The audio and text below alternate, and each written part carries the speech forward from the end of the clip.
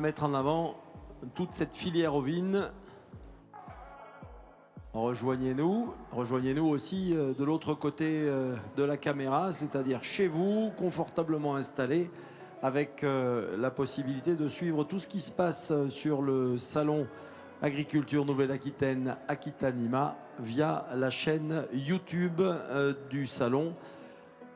La chaîne, l'adresse, allez, je me la refais une énième fois, youtube.com, c'est dans quel ordre je mets, voilà, on m'aide, on l'affiche à l'écran, youtube.com/agriwebtv, youtube.com/agriwebtv, suivez AgriWebTV, abonnez-vous à AgriWebTV, vous allez trouver des dizaines et des dizaines de vidéos parlant des métiers de l'agriculture, les vidéos de l'année dernière, les replays des années précédentes, et puis des interviews d'intervenants, d'éleveurs, de jeunes éleveurs, de futurs éleveurs. Voilà, il y a plein de choses à regarder pour en savoir plus sur l'agriculture de Nouvelle-Aquitaine et sur le salon Aquitanima. Aujourd'hui, journée ovine. Tiens, regarde Lolo, montre un peu ce qui est à côté de nous là dans les cases. Voilà, que les gens vont pouvoir suivre. Concours agneau, présentation de race. Il y a Christophe Riffaut, notre champion de France de tonte, qui va nous rejoindre d'ici un petit moment, mais j'ai su qu'il avait été coincé par l'accident sur le pont d'Aquitaine. Donc c'est un peu compliqué d'accéder jusque-là, mais on va finir par récupérer tout le monde, ça c'est sûr. On est en bonne voie.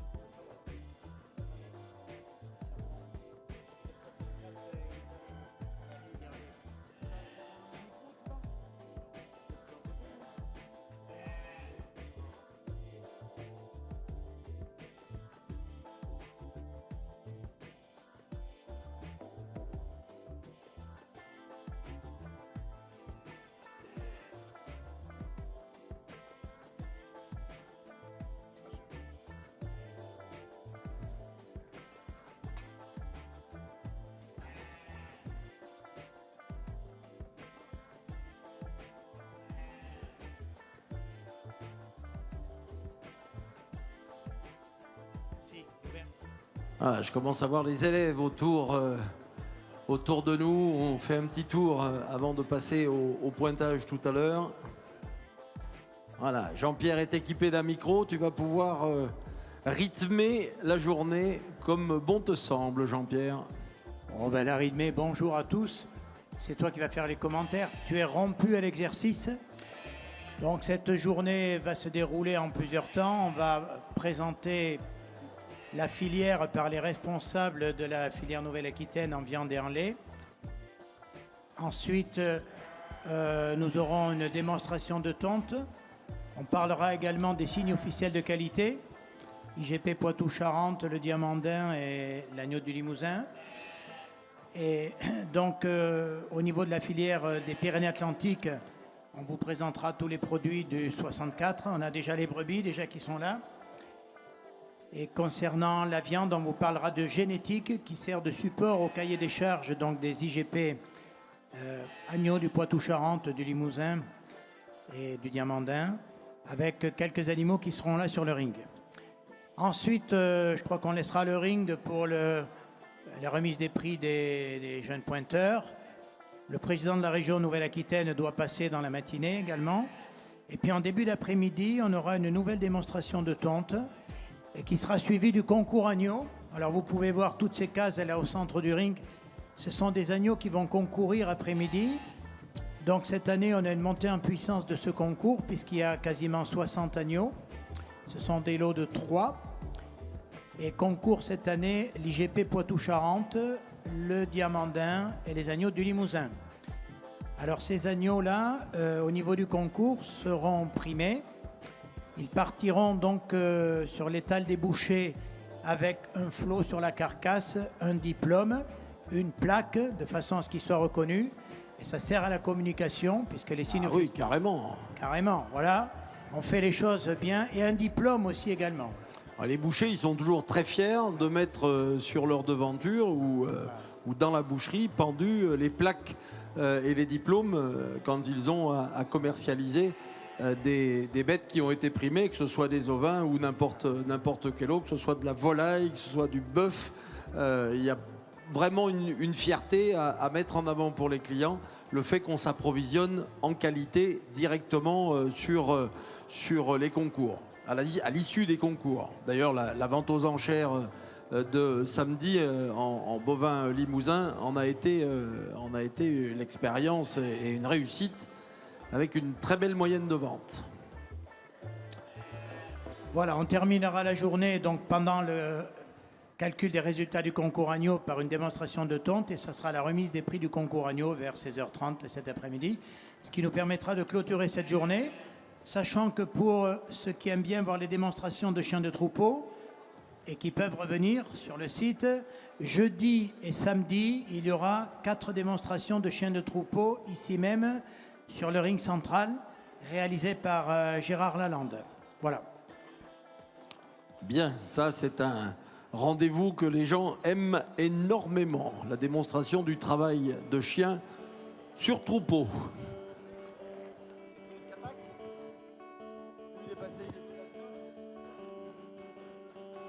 Monsieur Souchot.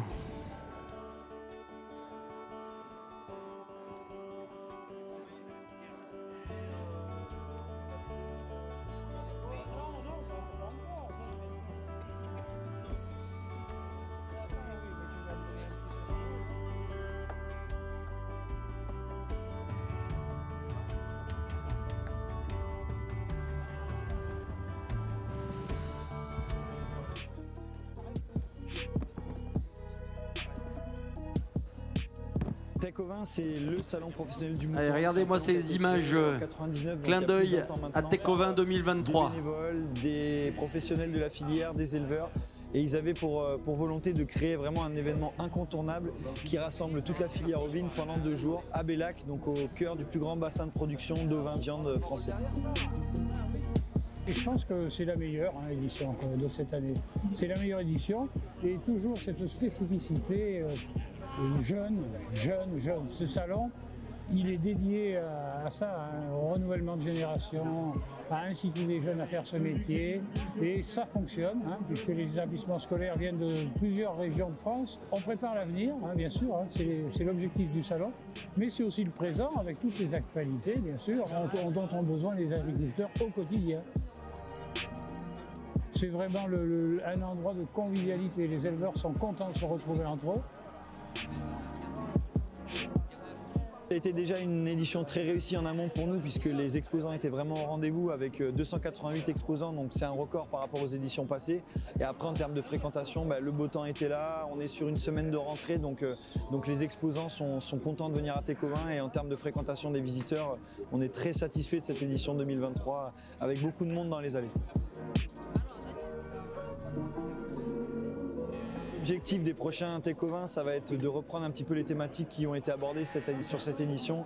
C'est le développement durable, c'est toute la partie gestion de l'émission de gaz à effet de serre, l'environnement. L'objectif, c'est de montrer un petit peu aux gens que l'élevage ovin, c'est un élevage sain.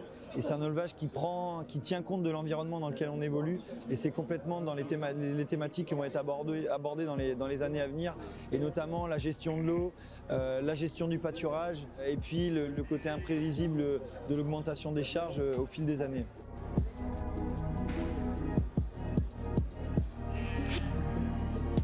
Voilà, on en termine avec ces belles images de Tech-Ovin, le salon national des ouailles. Claude Souchot, notre président de la commission ovine, est à mes côtés. C'est encore une belle édition, cette édition 2023. Tout à fait, chers collègues. Excellente édition, très, très chaleureux dans tous les sens du terme, puisque une chaleur assez exceptionnelle sur les 2 journées, mais une fréquentation record, des bons résultats apparemment, ce qui est pas mal. Et puis une petite anecdote, c'était mon dernier Tech-Ovin, donc bon, normalement, bon. Mais enfin, on n'a pas eu l'occasion encore de débriefer, de fêter ça comme il se doit. Mais on a le temps, bon. Par contre, bienvenue donc, mesdames et messieurs, à Bordeaux.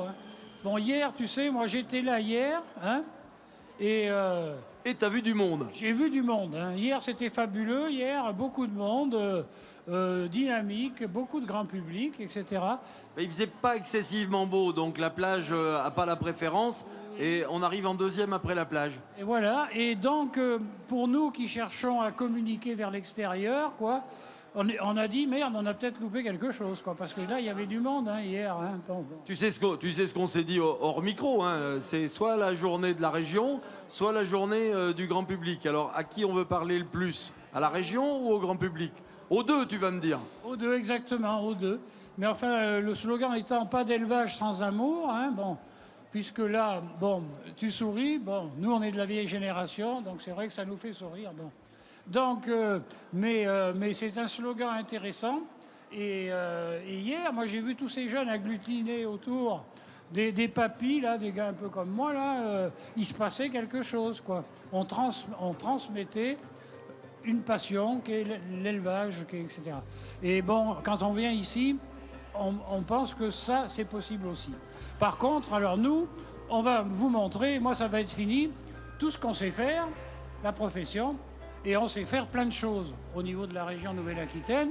On a su déjà se rassembler depuis 8 ans ici, hein, puisqu'il y a 8 ans qu'on a fusionné les régions, et que tout de suite, les Basques, nos amis basques, les Limousins et les Poitou-Charentais se sont rassemblés pour faire cet événement. Voilà, 8 ans, ça fonctionne. On a ici à Bordeaux une vitrine exceptionnelle au niveau de l'élevage ovin, une vitrine professionnelle exceptionnelle. Nous en sommes fiers. Et voilà, moi c'est tout ce que je dirais parce que maintenant je vais laisser la place à tous ceux qui vont faire la réussite de cette journée. Alors c'est Patrick, je crois, qui doit prendre le relais. Voilà, moi n'est-ce pas Jean-Pierre? C'est bien Patrick tout de suite, oui? Non? Ah, tu veux parler peut-être? Bon. Oui, il faut quand même savoir que, heureusement qu'on a un directeur technique. Bénévole. On a un directeur technique bénévole, Jean-Pierre Dugas. Mais bon, donc, en tout cas, bienvenue à toutes et à tous. Merci à vous et profitez de la journée parce que des journées comme celle-ci, vous n'en voyez nulle part ailleurs. Allez, au revoir à tous et on reste là pour échanger avec vous. Merci Claude Souchot, merci Claude. C'est vrai que, rappelons quand même que la Nouvelle-Aquitaine est la première région agricole française en termes de diversité de produits, en termes de superficie aussi. Et pour ce qui est du classement des signes officiels de qualité, label, donc AOP, IGP, AOC, label rouge, tous les signes officiels de qualité, c'est également la première région. Et les ovins ont une jolie place dans la production agricole de la Nouvelle-Aquitaine. On va vous le démontrer tout au long de la journée. Jean-Pierre, on avait prévu de laisser la parole à Patrick, mais tu as peut-être un petit film à nous envoyer avant, c'est ça? Voilà, on a un petit montage de quelques minutes, là, de 2-3 minutes qu'on peut envoyer. Les Ovimpiades, c'est un grand moment de partage, de solidarité et de convivialité, et ça restera gravé à jamais dans mon cœur. Bonjour, je m'appelle Bénédicte, j'ai 23 ans. J'ai participé 2 fois aux Ovimpiades et pour l'instant, je travaille à Limovin. C'est une coopérative ovine qui se situe en Limousin. Je suis originaire de la Creuse. Mon père est agriculteur spécialisé en ovins, il y en a 800. Et ma mère est auxiliaire de la poste. Depuis l'âge de mes 7 ans, quand j'ai agnelé ma première brebis, j'ai su que je voulais faire agricultrice et reprendre la ferme de mon père.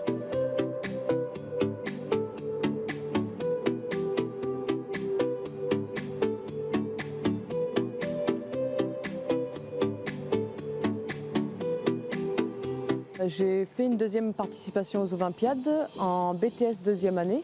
Et là, je voulais terminer mieux que 6e. Je terminais 2e en meilleure bergère de France et c'était la première fois qu'une femme montait sur le podium. Ça a montré que les femmes, qu'elles pouvaient arriver dans le milieu agricole et encore plus en ovin. Et déjà, il y a quand même pas mal de femmes, de plus en plus, qui s'installent. Et ça m'émerveille, on va dire. Ça m'encourage encore plus pour l'avenir. Ce que j'ai aimé, c'était surtout le partage de connaissances. Tout le monde ne vient pas du même endroit, du coup on discutait des différentes races de brebis qu'on avait. Au début, stress. Du coup, on ne discute pas trop entre nous. Et à partir de midi, enfin, voilà, on mange ensemble et c'est convivial. Et ça montre que le milieu agricole est encore soudé. Mon souvenir le plus marquant des Olympiades, c'est quand ils annonçaient les prénoms et que j'étais pas encore là et qu'ils ont annoncé le mien en 2e place. Là, j'y croyais pas du tout et ça restera toujours un souvenir gravé. Ah, j'ai pleuré, parce que mon père était là. La seule fois qu'il est monté, qu'il a pu monter à Paris, parce qu'il est éleveur. Et il faut voir son sourire, ainsi que ma mère aussi. Et voir enfin, les encouragements que j'ai eus grâce à eux, enfin, ça restera gravé. C'est mon père qui m'a tout donné. C'est grâce à lui que j'ai pu apprendre sur l'ovin, parce qu'il avait une ferme. Et après, grâce à tous mes profs et tous mes amis, tous mes proches qui ont été là pour moi. Mais le point de départ, c'est mon père. Son regard posé vers moi, ça a été... Il a eu les larmes aux yeux, lui aussi. Je vous donne rendez-vous dans 10 ans, même lieu, même heure, même jour. Dans 10 ans, j'espère être installée à la place de mon père et continuer en tant que jury des Olympiades, car c'est un concours que j'adore et qui me passionne. Voilà, Bénédicte qui s'est exprimée à l'instant. Du coup, eh bien, on va aller voir Patrick. Alors, je regarde Patrick Souris, je regarde la liste impressionnante de, de ses casquettes. Aujourd'hui, c'est laquelle la plus importante de tes casquettes, Patrick? Ah ben aujourd'hui, c'est celui de président de l'association régionale ovine Nouvelle-Aquitaine à Bordeaux. Cela s'impose. Et puis, je vous parlerai peut-être d'un événement la semaine prochaine qui va passer aussi sur Nouvelle-Aquitaine, à savoir la première étape des Olympiades mondiales, menée par Interbev, par le programme Innovin. Ça sera aussi un moment important de mise en lumière de notre filière Nouvelle-Aquitaine, que ce soit la production de lait de brebis ou la production d'agneaux sous IGP. On est quand même une des régions importantes en termes de démarche qualité. Je pense que l'on compte sur notre région plus de la moitié des agneaux vendus sous signe officiel de qualité, avec l'IGP. Je fais cet aparté, je suis aussi président de l'EDG, donc l'IGP Agneaux du Poitou-Charentes et le Diamandin. Bien évidemment, nous avons aujourd'hui aussi présent le Baronnais et puis l'agneau de Pauillac. Donc la Nouvelle-Aquitaine brille en production ovine par ses démarches qualité. Les consommateurs, on l'espère, seront au rendez-vous, même si on a, il faut bien le dire, un petit tassement en termes de vente suite au pouvoir d'achat. Pour autant, et pourtant, la demande augmente. Le consommateur de viande ovine est toujours là et très très demandeur. Ah, complètement. On est encore, on est toujours en déficit de production de viande ovine française et en démarche qualité. Voilà. Il faut aussi que le consommateur sache que manger bon, eh bien, ça a un prix et c'est ni plus ni moins que la rémunération du travail fait par les éleveurs. C'est des engagements. On ne peut pas avoir de l'agneau venant de nulle part et d'ailleurs, et puis à des tarifs défiant toute concurrence, et puis aussi apporter auprès du consommateur des éléments d'assurance de qualité, aussi de préservation de l'environnement, parce que la production ovine contribue largement par son mode d'élevage essentiellement, je dirais, 100% herbagé dans notre Nouvelle-Aquitaine. Donc voilà, il faut qu'on soit cohérent dans nos choix en tant que consommateur et en tant que citoyen. Oui, puis il faut rappeler aux consommateurs que l'agneau qui vient d'ailleurs, comme on vient de le dire, c'est régulièrement, pour les élevages de ces pays-là, un sous-produit. Le premier produit étant la laine et la viande est un sous-produit, donc vendu un peu bradé puisque c'est un sous-produit et pas forcément produit avec autant de soins et autant d'objectifs qu'on pourrait le faire quand on a comme objectif de faire de la viande. Donc c'est un sous-produit ou du lait, pardon, oui aussi, n'oublions pas le lait, oulala, n'oublions pas le lait. Donc vous comprenez bien que le meilleur choix de la viande de qualité, c'est effectivement d'aller autour de chez vous, rechercher ces signes officiels de qualité. Et la grande chance que vous avez en Nouvelle-Aquitaine, c'est d'avoir le choix. On continue, Patrick. On a fait première étape des Olympiades mondiales ici. Et si je fais le tri dans les informations récentes, la dernière étape sera aussi en France. La finale sera à Charolles, hein, c'est ça, je crois. Non, c'est pas ça? Je mélange un peu tout. La dernière étape sera sur un lieu emblématique de la filière ovine, hein, la bergerie nationale de Rambouillet, où on aura l'occasion de remettre les prix. Hein. Donc 5 étapes, une étape en Nouvelle-Aquitaine, donc sur le lieu de Sirpeau. Et on a couplé également cette étape avec les rencontres à table menées par Interbev pour faire découvrir les viandes de qualité, hein, les viandes françaises. Donc cette étape aura lieu le 26 mai. Donc sur le pôle de l'Anneau, en ce qui concerne les journées à table, je regarde Xavier Nicole, qui est aussi une des chevilles ouvrières de cet événement. Et puis la première donc, étape en tant que telle dans le concours des Olympiades mondiales aura lieu au Sirpeau, donc le lundi 27. Par la suite, nous descendrons sur l'Occitanie avec une étape à Saint-Affrique, hein, autour de la production de lait. Nous remonterons par Fédatest, un lieu aussi de recherche et de développement de la production ovine. Nous passerons par Charolles, bien évidemment, et puis nous finirons à Rambouillet. Voilà. Donc 15 pays participants, 5 continents, 15 pays participants, 32 candidats. Ça, c'est chouette. Hein. Et j'espère bien que la France sera sur le podium. Donc on va coacher nos deux candidats, donc, qui sont les 2 finalistes des Olympiades du Salon de 2024, hein, du Salon de l'agriculture 2024. Voilà, donc on sera là pour les supporter. Et puis, comme dans toute... on arrive aux Jeux Olympiques, hein, que le meilleur gagne, hein, c'est le but. Hein. Oui, on est vraiment dans l'esprit de l'olympisme là. J'insiste souvent sur l'importance des concours des jeunes dans les salons.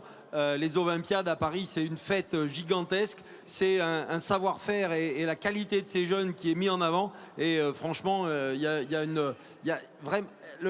L'accès jusqu'à Paris est plein de rencontres et d'éliminatoires, et le parcours est formidable. Quand on a vécu ça, même si on n'est pas sur le podium, quand on arrive à Paris après avoir suivi tout ce parcours, déjà c'est hyper enrichissant. Parce que tout cela est fait pour assurer le renouvellement des générations, hein, voilà, susciter des vocations et puis pouvoir transmettre notre savoir-faire aux générations qui vont nous succéder. Et on a de bons résultats, hein, puisque à l'échelle nationale, après 20 ans d'investissement financier par l'interprofession et la Confédération nationale de l'élevage, on arrive pratiquement à une installation pour un départ. Ouh là là, ça c'est des chiffres incroyables. Non mais tout à fait, mais ça a nécessité 20 ans quand même. Hein. Oui. Donc c'est pas le moment de baisser la garde. Hein. Oui, alors là en plus, il y a des chiffres intéressants. Un départ, une installation.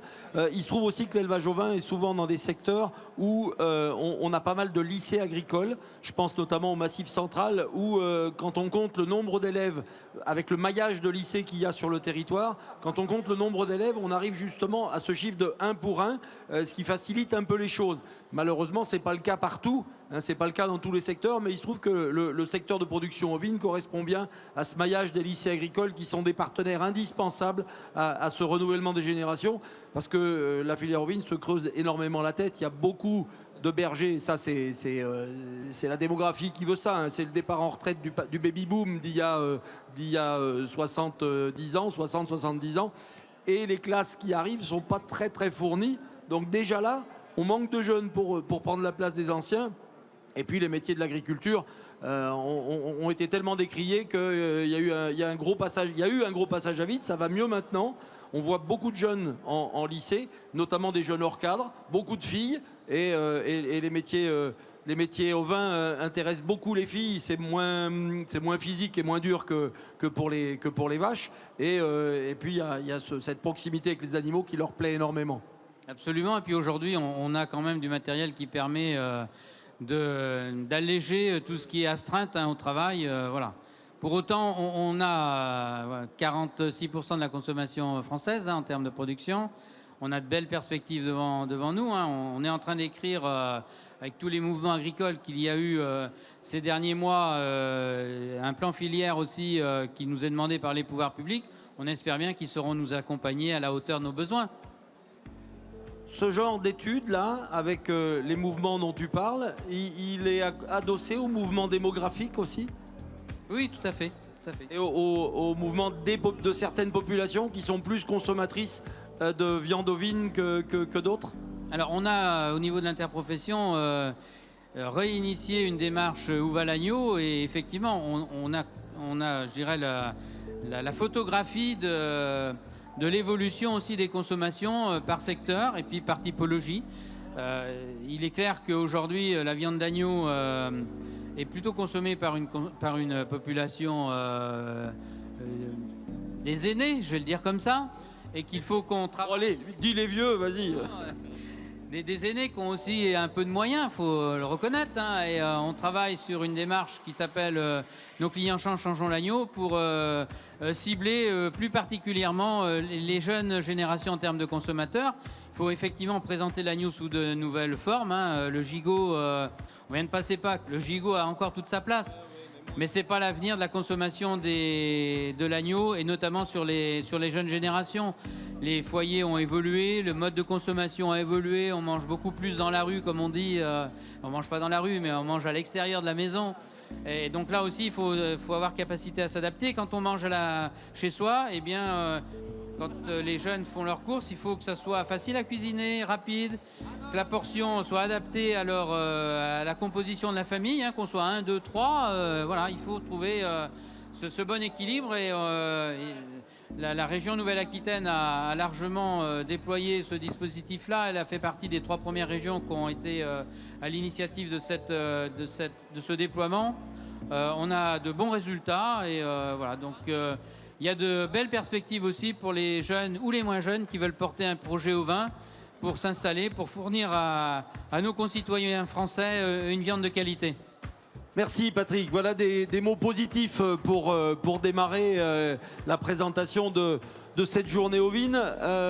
Dis-moi Jean-Pierre, une petite vidéo, celle des Olympiades, tiens, pour illustrer ce que l'on disait à l'instant même.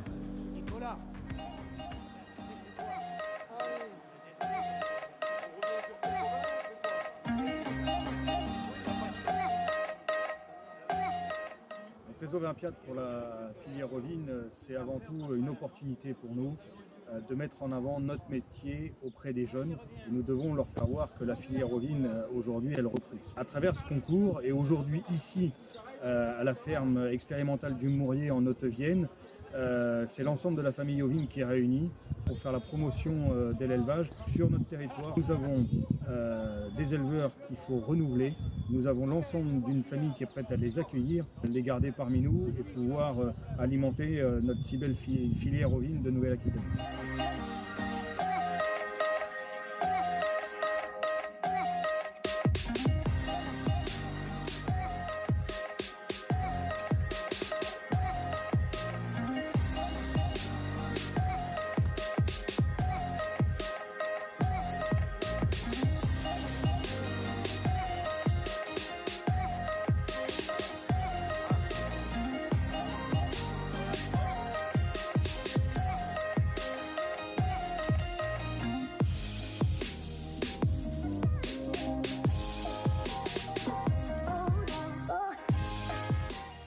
Agricole de Naves, en Corrèze, tout près de Tulle.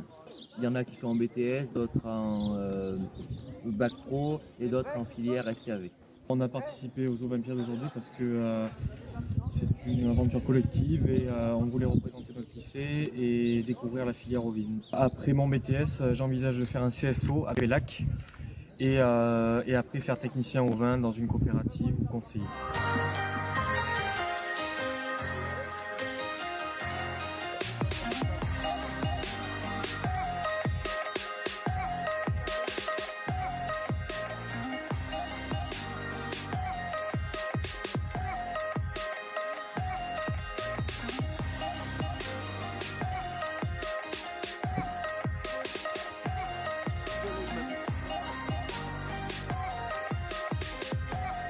Ah, on peut effectivement leur rendre hommage et aux jeunes bergers et à tous les partenaires des Olympiades. C'est une très belle aventure pour tout le monde.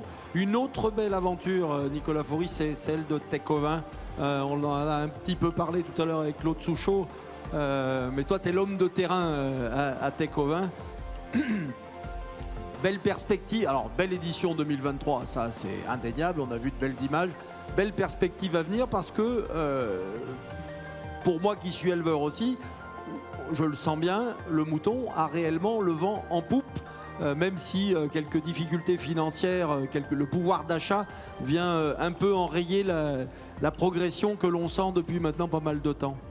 Alors oui, ça peut se voir notamment, c'est vrai que Tecovin c'est la vitrine de la filière ovine, donc c'est un marqueur et on a pu voir sur l'édition 2023 qu'il y avait plus de 16 000 visiteurs, quasiment 300 exposants, donc on sait que si les exposants viennent à Tecovin, c'est qu'ils y ont un intérêt économique, donc voilà, on a vu cette grosse hausse sur la dernière édition, donc c'était la 13e, donc c'est vrai que la prochaine édition qui aura lieu en septembre 2025 s'annonce sous de très bons auspices. J'ai entendu parler, alors je ne veux pas trahir de secret, mais j'ai entendu parler d'un rapprochement avec Aquitanima, enfin une mutualisation peut-être pas de moyens, mais en tout cas de vitrines, d'exposition en communication. C'est vrai que ça fait depuis quelques années maintenant que, de par le fait que Claude soit président de la commission ovine, c'est vrai qu'on intervenait sur la journée ovine à Aquitanima et voilà, on est dans la même région, c'est le même public, donc il y a cet objectif-là aussi de mutualiser et de montrer que le mouton a sa place aussi bien à Bordeaux que dans le nord de la Haute-Vienne. Bon, il a de toute façon sa place en Nouvelle-Aquitaine, vu qu'une grande partie des signes de qualité de la viande ovine, la viande d'agneau, se retrouve sur le territoire néo-aquitain. Oui, et puis on les a tous à Tecovin en général. Voilà, c'est vrai que mon nouveau président a l'habitude de dire que la filière ovine c'est une famille, et c'est vrai qu'en général sur tous les événements on se connaît tous, on se retrouve tous, et il y a de la place pour tout le monde. Bien, donc Tecovin 2025 avec des projets nouveaux, on peut déjà annoncer des choses ou c'est encore top secret? Alors il n'y a rien de top secret, mais disons que la dynamique européenne qui avait été entreprise en 2023, on voudrait la continuer, parce que c'est vrai que Tecovin se place comme le salon national et européen du mouton. On a eu la chance d'accueillir des délégations étrangères en septembre dernier, donc l'objectif c'est de réitérer ça et d'en faire un rendez-vous incontournable pour tous les professionnels de l'ovin au niveau européen. Qu'est-ce qui les attire, ces acheteurs européens, dans l'élevage ovin français? La génétique? Alors il y a ça, et puis il y a aussi une grosse particularité de Tecovin, c'est que vu que c'est un salon de plein air, ce qui plaît aux délégations, c'est le côté démonstration en direct, parce que nos exposants, ils ont la possibilité d'amener leur matériel et d'avoir des animaux à disposition, et donc les éleveurs, quand ils viennent, ils voient un parc de tri, ils le voient en action, ils ne le voient pas immobile, donc ça c'est quelque chose qui plaît. Et puis on s'est rendu compte que les délégations étrangères avaient beaucoup aimé ça sur le salon, de pouvoir vraiment voir le matériel qu'eux produisent dans leur pays, de le voir en marche en France. Ce qui explique le nombre croissant des exposants, puisque les étrangers viennent là et qu'ils sont intéressés. Côté génétique, j'imagine qu'ils sont aussi très intéressés. Oui. On a tous les OS qui sont présents sur les 2 jours, donc voilà, il y a la partie génétique qui est prépondérante, mais c'est vrai que le côté matériel, et puis le côté aussi humain et à dimension humaine de l'événement, puisque tous les bénévoles du salon, c'est des éleveurs locaux, et ils ont à cœur de ce que cet événement soit une réussite. Donc pour des petites choses, les petites mains, c'est vrai que c'est eux qui vont chercher les tables, les chaises comme ça, donc ils font le tour des stands, et c'est quelque chose qui plaît à nos partenaires et aux exposants, parce que c'est peu commun d'avoir des bénévoles éleveurs qui œuvrent en secret pour le salon. Merci Nicolas, belle vie à Tecovin, belle préparation du Tecovin 2025. On va se tourner vers Christophe. Tout à fait. On va se tourner vers Christophe. Julie va nous faire le commentaire, comme toujours. Moi, c'est mon rendez-vous avec les rifos quand on est à Aquitanima. Malheureusement, on n'a guère d'occasion de se voir le reste de l'année. On se croise, on échange. Il y a un moment que je ne suis pas passé les voir, effectivement. Démonstration de tonte de mouton par l'association pour le mondial de tonte de mouton. Elle devient quoi, Julie, cette association? Elle œuvre pour des compétitions moins grosses que le mondial, bien évidemment. Mais il y a d'autres projets, il y a d'autres ambitions pour faire travailler les bénévoles de l'association? Alors du coup, l'association a un peu changé puisque Christophe et moi, on a laissé nos places de président et de secrétaire général à la dernière assemblée générale. Et donc du coup, il y a des jeunes qui sont rentrés dans le bureau, beaucoup de jeunes, c'est très bien, ils ont beaucoup d'envie. Donc le 29 juin prochain, il y a un concours de tonte odorat qui est dans le circuit des concours nationaux, donc ça veut dire que c'est qualificatif pour l'équipe nationale. Et du coup, ils ont aussi d'autres projets, notamment organiser le tournoi destination odorat, peut-être en 2026. Voilà. Voilà un objectif. Allez, on va les attrapeurs là, ça dort. T'as une super combinaison toi. Ça dort. Allez, il faut abonder parce que le tondeur, il a déjà suffisamment de travail et de pénibilité. Là, il va pas en plus aller chercher la bestiole. On a un peu de brebis à tondre. Il y en a qui vont profiter. Non, mais referme pas, hein, vous pouvez en amener une tout de suite à Christophe, qui n'a pas encore eu le temps vraiment de s'échauffer. Depuis le mois de septembre, il ne s'est pas échauffé du tout d'ailleurs. Ça va, mon Chris? Ça va très bien, oui. Ouais. Bon, là, tu vas y aller doucement. Il ne faudrait pas que tu te fasses mal alors que tu n'as vraiment pas tondu depuis le mois de septembre? Non, j'ai vraiment pas tendu depuis le mois de septembre, non. Faut dire qu'avec le temps qu'il fait, là, on n'est pas pressé de tondre non plus. Hein. Oui, puis je sais pas, des choses changent, les enfants font changer un peu les idées dans la tête. Après, il y a l'exploitation aussi à côté à gérer quand même. Tu vas pas rester qu'un tondeur de démonstration? Non, je vais quand même faire quelques journées pour aller voir si mes collègues ils se sont améliorés ou pas. Allez, tiens, passe le micro à Julie, elle va nous faire le commentaire des gestes. Il y a toujours du monde, hein, normalement, au moment de ces démonstrations de tonte. Vous allez voir la technique que Julie va vous expliquer, technique précise pour non seulement pas stresser l'animal, mais non plus pas endommager le tondeur. Il faut qu'il soit dans une position où il ne se fera pas mal, où il va pouvoir durer, parce qu'il y a des journées où on enchaîne la tonte pendant des heures et des heures. Quand arrive le soir, on dort bien. C'est ça.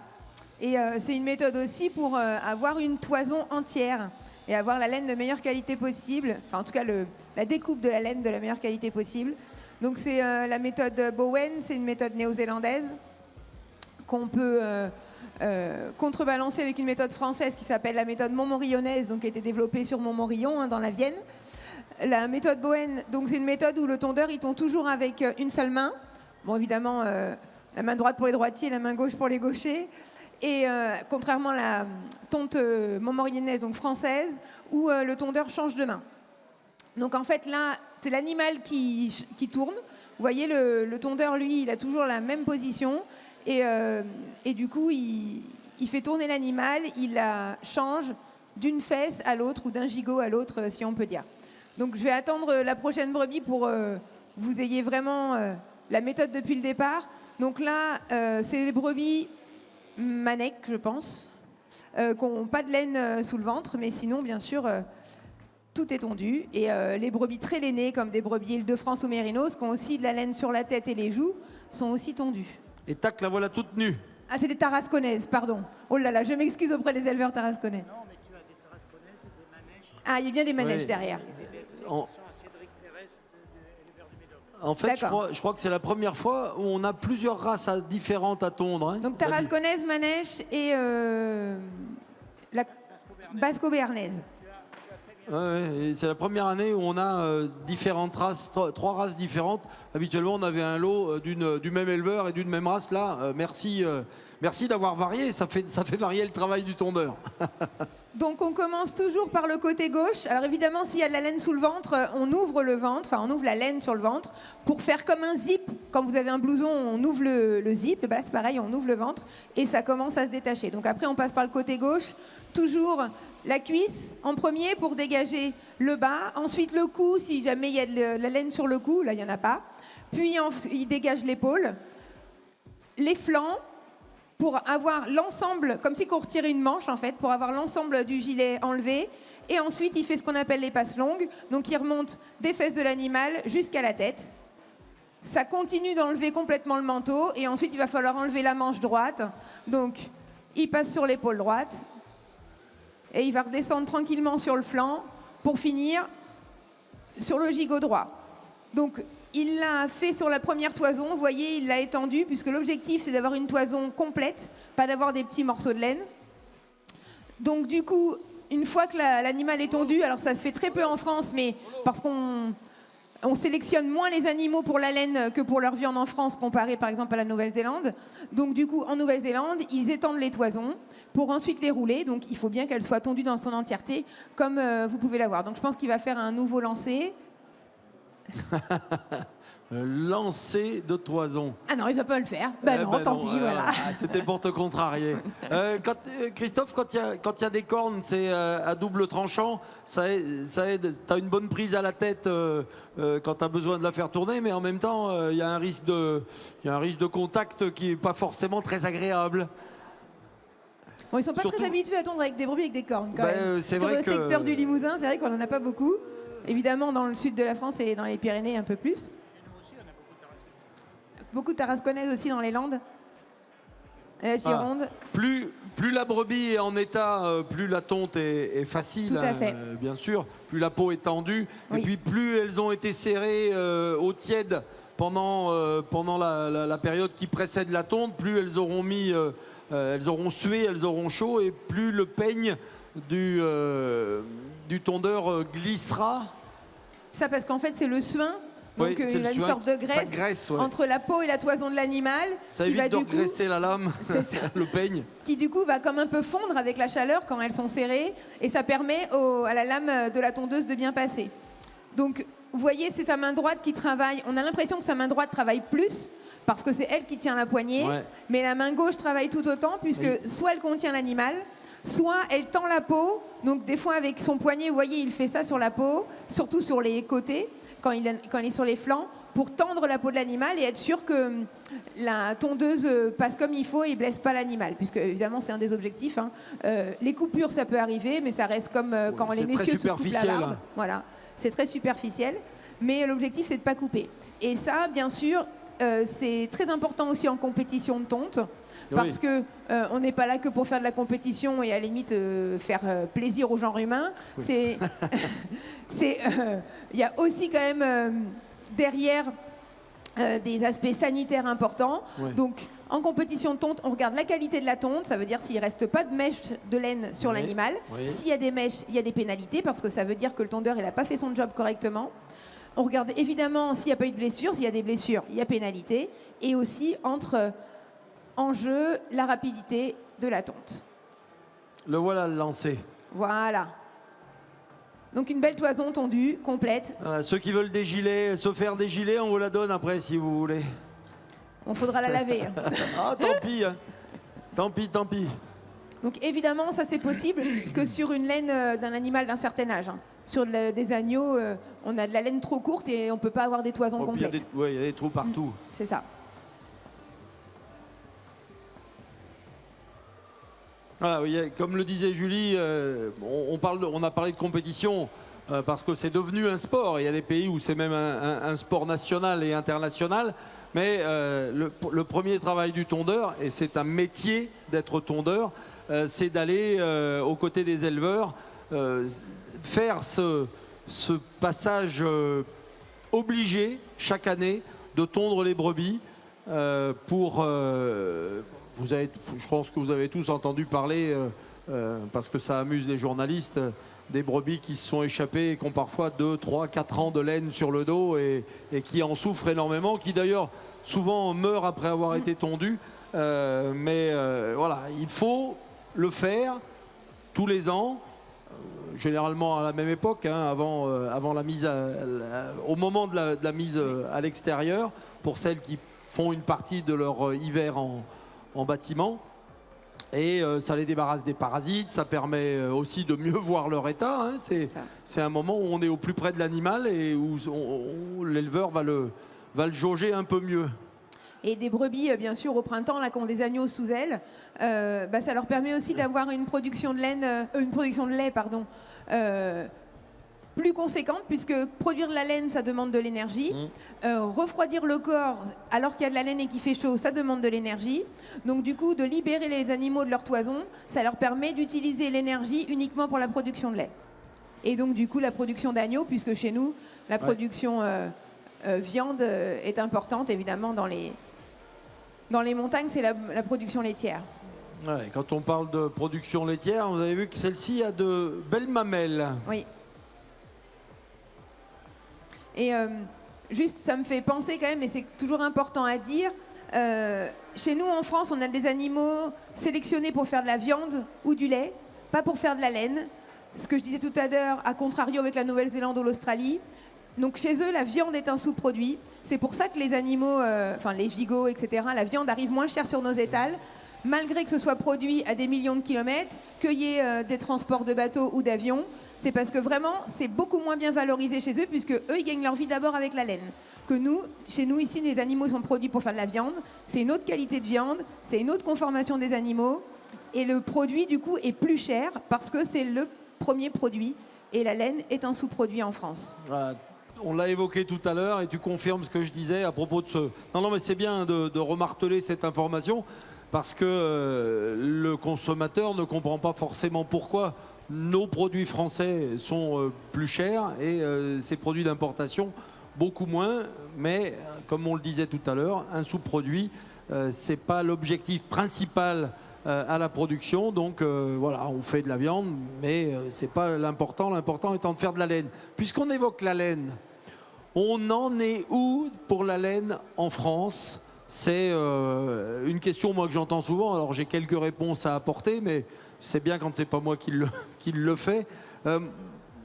J'espérais moi après le mondial au Dora qu'il y ait un sursaut, que quelqu'un dise ah quand même, il faudrait qu'on fasse quelque chose avec toute cette laine qu'on a, qui finalement n'est plus achetée quasiment dans beaucoup de secteurs, pas dans toute la France, mais n'est plus achetée. Alors ceux qui ont des brebis avec de la laine, je pense aux mérinos par exemple, là il n'y a aucun problème, elles trouvent preneur. Mais pour la majeure partie du troupeau, il n'y a pas d'acheteur de cette laine.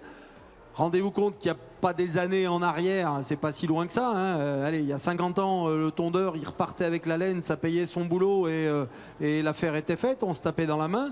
Maintenant, non seulement l'éleveur a la laine sur les bras, puisque personne ne la prend, et il faut payer le tondeur, et les tarifs ont été revalorisés comme le reste des tarifs de la planète. Donc, compliqué, on fait quoi avec cette laine ? Eh bien, c'est un énorme enjeu. Alors, une fois que j'ai dit ça, j'ai pas dit grand-chose. Ouais. Tu disais, c'est dommage, après le mondial, on n'a pas rebondi, etc. Bon, on a eu le Covid. Je pense que ça a bien sapé pas mal de choses. Ça a coupé les trucs partout. Malgré tout, on avait notamment un gros faiseur de laine franco-belge qui était présent au mondial, qui avait des envies. Il en a toujours un peu, puisqu'ils vendent de la laine pour notamment faire des habits pour les sportifs, puisque la laine a ce pouvoir de tenir chaud et en même temps de respirer, etc. Donc il y a des produits notamment chez Decathlon qui sont faits à base de laine. Ce qu'on appelle des produits techniques. C'est ça. Et donc du coup, ils sont toujours en recherche de ça. Le souci qu'on a aujourd'hui, c'est qu'on n'a pas forcément une laine de très haute qualité chez nous, comme on vient de l'évoquer. La laine n'est pas toujours triée, même très souvent pas triée d'ailleurs, pas toujours propre. Donc ça, c'est un frein. Après, je sais que les structures nationales comme la FNO ont des dossiers là-dessus, donc je leur laisserai la parole s'ils veulent l'apprendre à ce sujet. Il y a des dossiers dans certaines régions aussi. Donc je sais qu'autour de Bellac, la sous-préfecture a des réflexions. Oui, parce que dans les pistes, il y a l'isolation. Oui. L'isolation, je sais que ça ne plaît pas toujours. Il y a des retours de gens qui ont utilisé la laine de mouton isolant qui sont pas forcément très positifs. Il y a l'engrais. Oui. L'engrais. La filière bouchons, de petits bouchons mais ça ne marche pas encore. Moi, j'ai des pistes sur la permaculture où la laine enfouie sous les bandes de culture sert d'éponge pour garder de l'eau. Donc voilà. Mais il n'y a pas de... Non, il n'y a pas de... Il n'y a pas de gros élan national, de grosse dynamique nationale. Voilà. Tiens. Pendant qu'on discute, pendant qu'on discute de laine et de filière laine, le président Alain Rousset vient voir ses collègues moutonniers. Salut Alain. Monsieur le Président, mon cher Alain. Bon ben, je me rappelle t'avoir mis au boulot il y a quelques années là. Mais bon là, je sais pas, c'est ouais, non, t'es pas en tenue. Ouais. Ça va? Un petit tour sur cette foire et surtout sur le salon Agriculture Nouvelle-Aquitaine? Un peu que sur le salon agricole d'abord parce que c'est un bébé de la région. Et puis c'est ta passion aussi.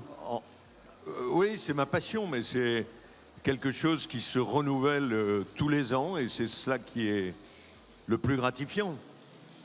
Alors il faut qu'on fasse évoluer la formule. C'est compliqué pour un éleveur d'amener ses bêtes pendant toute une semaine.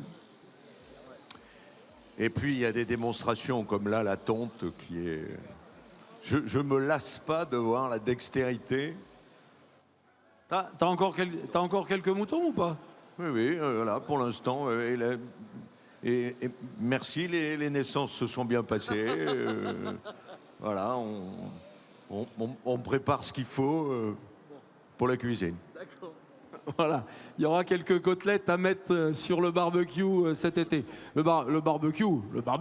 Défendons le barbecue. On est bien d'accord. Oui. N'y voyez aucune allusion. Défendons le barbecue, c'est tout.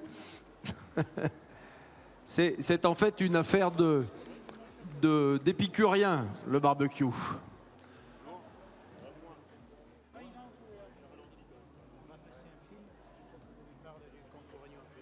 Tu leur as dit non? Non, j'ai plus de micro. C'est lequel le film? C'est des brebis toutes nues. Je te dis bonjour Jean-Pierre. Non. Salut Dominique. Pardon, je t'ai pas vu.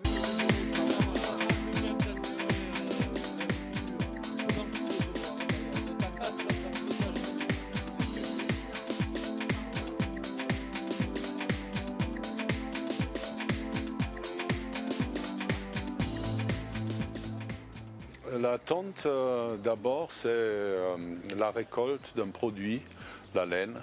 Ce produit pousse en permanence sur le dos de la brebis, dû la nécessité de tondre au moins une fois par an pour lui donner un cycle pour son métabolisme, pour son bien-être. C'est l'éleveur qui choisit le bon moment pour son troupeau. La laine sur les agneaux pousse plus vite, ils sont plus couverts, alors ils peuvent être gênés pendant l'été quand il fait des grosses chaleurs avec une toison trop épaisse. Du coup, on peut tondre les agneaux aussi très jeunes, à 4, 5, 6 mois, pour les dégager de cette toison. L'animal qui n'est pas tondu régulièrement va être trop isolé, la peau va être trop isolée. C'est certainement très, très important pour son métabolisme de refaire cette action chaque année.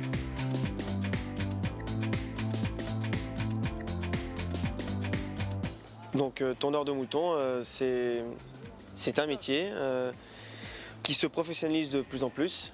Il y a environ 200 tondeurs en France qu'on peut considérer comme professionnels. Ceux qui vivent de ce métier et ceux qui sont tondeurs de moutons sont dans la plupart du temps entrepreneurs individuels. Oui, on peut donc vivre de ce métier si on tond donc entre 10 et 30 000 moutons. On est payé à la bête tondue. Ça va de 1,50 € à 2,50 € environ. Et le métier de tondeur, c'est un travail saisonnier, on a dit, parce que suivant les régions en France, il y a des saisons pour tondre suivant les modes d'élevage dans les régions. Donc le tondeur de mouton, il peut se déplacer dans la France pour tondre plus longtemps dans l'année. Il peut partir aussi à l'étranger. C'est un métier assez éprouvant pour le corps, assez physique. Donc on peut parler de 7 à 8 heures de travail effectif. Pour un métier aussi sportif et physique, ça fait un rythme assez soutenu. Mais un tondeur, ça tourne entre 200 et 300 brebis ou agneaux par jour de travail. Ça peut faire entre 15, 20 000, voire 25 000 bêtes par an.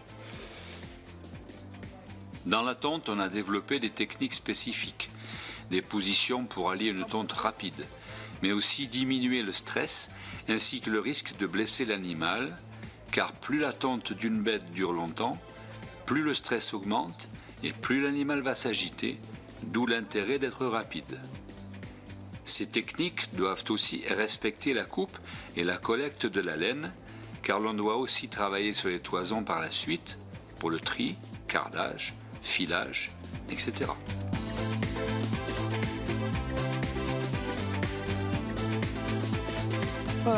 Belles images des brebis belles toutes nues. Petit clin d'œil à une émission de télé que vous connaissez peut-être. On va passer aux présentations des filières et des races dans ces filières. On va attaquer la filière lait en région Nouvelle-Aquitaine. Pour lancer cette filière lait, je vais vous inviter à regarder le film officiel de la transhumance. Et après la diffusion de ce film, nous reviendrons pour présenter la filière. Et un petit coup d'Osso Irati avant de se retrouver.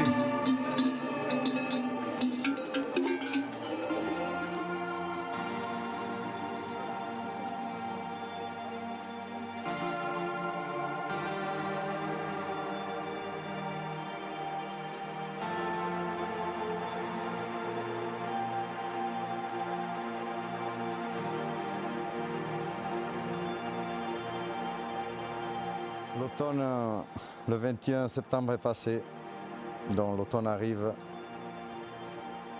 La montagne commence à prendre ses couleurs automnales, les arbres jaunissent et les brebis commencent à penser à redescendre.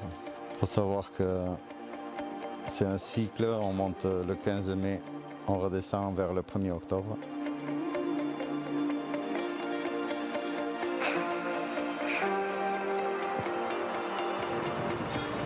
Il faut regrouper le troupeau, voir s'il en manque. Après, il faut ranger les affaires, pour ranger le pailloir, pour passer l'hiver. Les brebis, elles sentent qu'on prépare la descente. Dès qu'elles entendent des nouvelles cloches, on sort les cloches d'été, on met les cloches de route. Et après, arrive le jour où la descente arrive. Hein.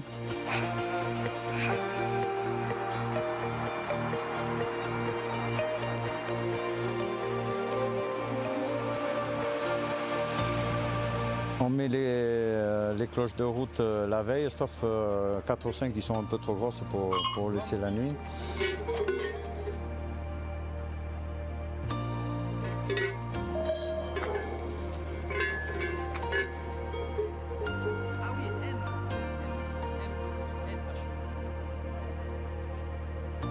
Mais de la veille, elles savent qu'elles vont partir. C'est bon. Mais oui, on a mis les premières cloches, donc elles ont c'est d'instinct, elles savent que c'est le chemin des retours qui se présage. Voilà. Donc le jour se lève à 7h30 et le temps de mettre quelques cloches, il est 8h et puis on prend la route. Mais il faut savoir que la veille, on a préparé, on a fait presque 1h30 de route pour arriver à un endroit où on les parque pour démarrer de suite sur la route goudronnée.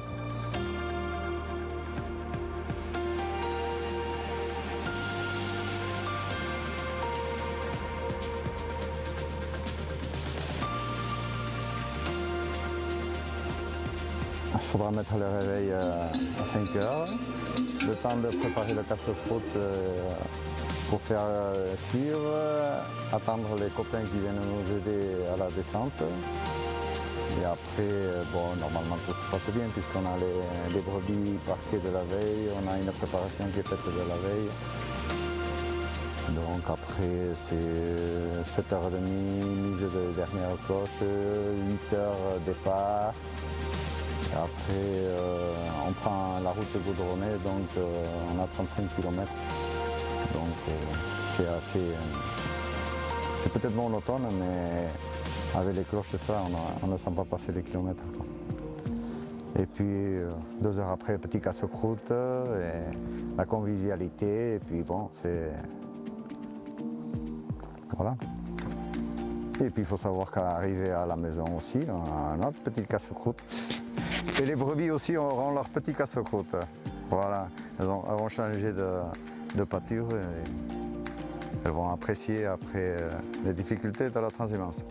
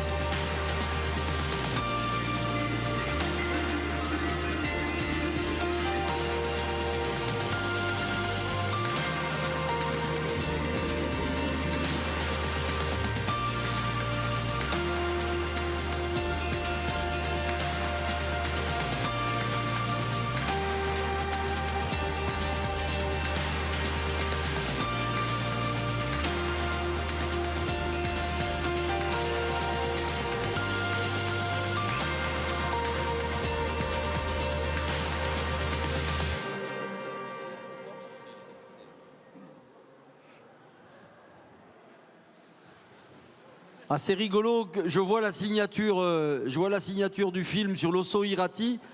Le film est réalisé par des Auvergnats du Puy de Sancy. Ça quand même, c'est une coopération entre massifs, on va dire. Donc, Pampi Mouno à mes côtés pour attaquer la présentation de la filière ovine du 64 des Pyrénées-Atlantiques. Comment ça va en Pyrénées-Atlantiques? Mais ça va, c'est comme ici, on a de l'eau aussi. Hein. Ça, je crois que ça manque nulle part, l'eau. Et alors, selon le secteur où on est, hein, si on est en plaine, en piémont ou en montagne, l'influence de l'eau n'est pas tout à fait la même. On aime bien en ce moment être plutôt dans les escarpements parce que l'eau, elle n'y reste pas. Par contre, quand on est dans les fonds, là, et puis les brebis, l'eau, c'est pas trop leur tasse de thé. Hein. Tout à fait, tout à fait. Voilà, donc bonjour à tous. Je suis Pampi Mouno, je suis éleveur dans les Pyrénées-Atlantiques, plus précisément au Pays Basque. Donc la filière laitière, oui, la filière laitière dans les Pyrénées-Atlantiques, on dénombre 1500 producteurs, dont 350 fermiers. Il y a une production totale de l'ordre de 61 millions de litres de lait, dont 10 millions en fermiers. Ensuite, bon, depuis 2-3 ans, nous rencontrons des difficultés parce que bon, on nous met toujours sur le dos de la guerre en Ukraine, mais bon, finalement, ça se répercute également chez nous parce que nous avons effectué un observatoire économique et au niveau des revenus, nous ne sommes plus qu'à 0,4 SMIC par éleveur. Donc ça entraîne certaines difficultés financières, des doutes au niveau des reprises aussi. Cela commence à se faire ressentir depuis 2-3 ans, malheureusement. Ensuite, ce qui est très représentatif de notre région, c'est que nous avons une mixité en production. Nous sommes des ovins lait et des bovins viande. La plupart des troupeaux transhument. Les exploitations sont relativement petites en surface, donc nous sommes très dépendants des achats extérieurs, malheureusement. Ensuite, quoi dire de plus? Il faut quand même préciser que grâce à la brebis laitière, les milieux restent ouverts parce que nous contribuons énormément à préserver notre environnement et à permettre une ouverture des milieux, tant par notre métier, je dirais en bas, mais également grâce à la transhumance. Parce que le jour où il n'y aura plus de transhumance, je pense que certains milieux ne seront plus accessibles, malheureusement, et seront très dangereux si jamais il y a des feux qui se déclenchent. Ensuite, bon, il faut pas oublier que notre filière quand même est pourvoyeuse d'emplois. Elle représente une grosse économie au niveau de notre territoire. Voilà, donc bon, je ne vais pas redire, mais c'est vrai que nous ressentons depuis quelque temps quelques problèmes financiers. En plus de ça, nous avons un gros souci. C'est dommage que la région vienne de passer, mais au niveau des plans, au niveau des plans bâtiments, il y a une orientation qui est prise et qui nous donne quelques difficultés parce que, bon, évidemment, il faut donner la priorité aux jeunes, aux JA, mais il y a également des personnes de 40, 50 ans qui doivent encore investir et qui sont un peu laissées de côté, malheureusement. Et encore, ces personnes-là, elles ont pour quelques années de travail et voilà, puis elles veulent transmettre quand même une exploitation viable et avec des équipements corrects. Autrement, les générations futures ne vont pas pouvoir suivre dans ce métier, malheureusement. Voilà, grosso modo. Ah oui, enfin, essentiellement, il faut que je dise aussi que nous avons quand même deux SICO, l'agneau de lait des Pyrénées et l'AOP Osso-Irati en lait. Ça, c'est pas négligeable. Hein. Donc, tiens, le Osso-Irati, on s'est fait une petite dégustation là, juste avant de parler de la filière. On va demander à Odile Salato de venir nous rejoindre et de la Chambre d'agriculture 64. Produits lait, viande, laine des Pyrénées. On a évoqué rapidement la laine tout à l'heure au moment du tondeur. Une petite photo de la situation.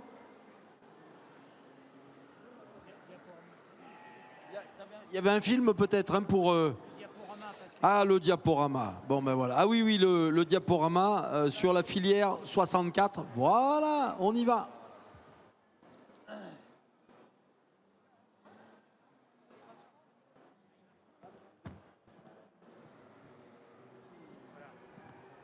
Oui, c'est bon. Voilà. Donc oui, la filière ovine laitière des Pyrénées-Atlantiques. Donc on a dans les 1600 producteurs de brebis. Ouais. Donc, vas-y. On est le premier département en nombre de détenteurs d'ovins et on est le second en nombre de brebis devant nos collègues aveyronnais. Et on est le second bassin de production en volume de lait. Il y a compétition dans le lait entre Roquefort et Osso-Irati, quoi, si on schématise un peu. On peut dire ça comme ça. D'accord. Voilà. On se défend bien par le nombre d'éleveurs. Voilà. Et on a quand même aussi une installation en éleveur ovin-viande. On est très laitier, mais on a aussi des producteurs ovin-viande. Voilà, 50 000 à peu près brebis-viande sur le département, quoi.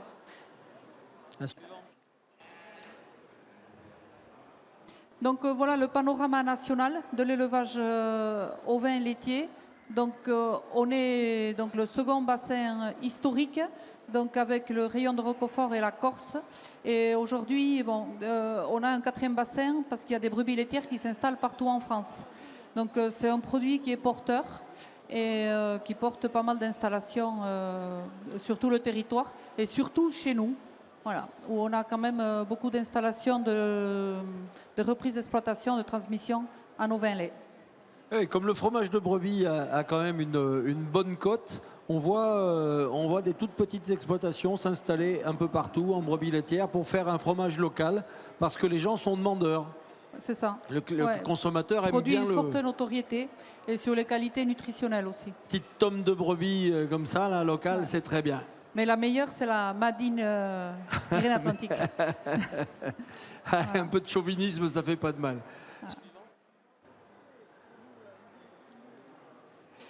Donc voilà, l'élevage au vin laitier omniprésent sur le territoire.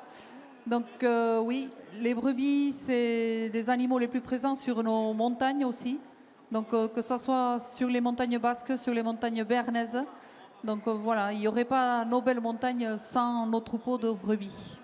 Oui, ça, Voilà. on le dit, on le répète, moi, c'est un leitmotiv chez moi. Si vous pouvez aller randonner en montagne, si vous pouvez aller faire du ski dans les stations, c'est parce que les animaux ont dégagé le terrain. Si on devait faire ça avec des machines, d'abord, il y a plein d'endroits où on ne passerait pas, et puis ce serait une catastrophe économique et agro-environnementale. Le bilan carbone là, avec les machines pour débroussailler, je ne vous en parle même pas. Donc les animaux y passent jusqu'à une certaine altitude. Les vaches et les moutons font le travail. Au-delà, c'est les moutons qui continuent le travail et on entretient ainsi le territoire et très souvent les stations de sport d'hiver. Donc soyez respectueux de ça, notamment quand vous êtes en montagne. Faites pas n'importe quoi. Il y a des consignes affichées partout. Respectez-les. La montagne, c'est un bel endroit, mais elle n'est pas à tout le monde comme les gens le croient. Il y a des montagnes de propriétaires. Et quand les brebis sont là, c'est elles qui sont chez elles et pas vous. Oui, il y a vraiment un multi-usage de la montagne. Et bon, il faut vraiment que tout le monde cohabite.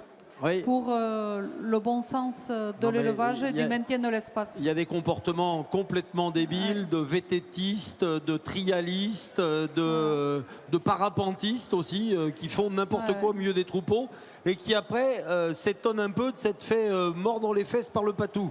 Ben, tant pis, hein, il ne fallait pas être là. Donc voilà, donc, on peut y aller, randonner, voilà, en respectant. Et il y a aussi pas mal de signalétique qui a été mis en place justement pour veiller à tout désagrément. Et puis en y allant tranquillement vers le troupeau, vous avez toutes les chances d'abord de profiter de la présence des animaux, de rencontrer le berger, de discuter un moment avec lui. Des fois ça se termine à la cabane avec un canon, un bout de fromage. Mais non mais sérieux, c'est ça la vraie vie. Il faut aller vers les éleveurs. Ils sont là pour vous expliquer leur métier. Et voilà, c'est les uns avec les autres. Le berger, il est content parce qu'il passe des fois des journées sans voir personne. Si de temps en temps, il croise des randonneurs sympas qui respectent les consignes, il discutera volontiers avec vous. D'autant plus si vous avez respecté son environnement de travail et que vous avez respecté le troupeau. Et puis le patou vous dira rien pendant ce temps-là. Voilà. Il y en a une autre après ? Allez, la prochaine, la suivante. Donc pour les principales caractéristiques, donc on disait que c'est l'élevage au vin, il est omniprésent sur la montagne et 2/3 des exploitations sont également mixtes. C'est une particularité chez nous. Et puis c'est des petits troupeaux autour de 300 brebis et des petites structures d'exploitation, quoi. Voilà, donc c'est vraiment un enjeu pour notre territoire, ces enjeux environnementaux. Qui sont liés à la filière et aux élevages au vin lait dans les Pyrénées-Atlantiques. Voilà. Merci Odile. Merci, merci. On revient sur le ring. Voilà, vous avez encore quelques images là pour la répartition.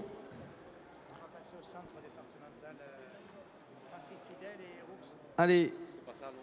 Non, mais là, c'est la fin du diaporama. Ça a quelques informations en plus.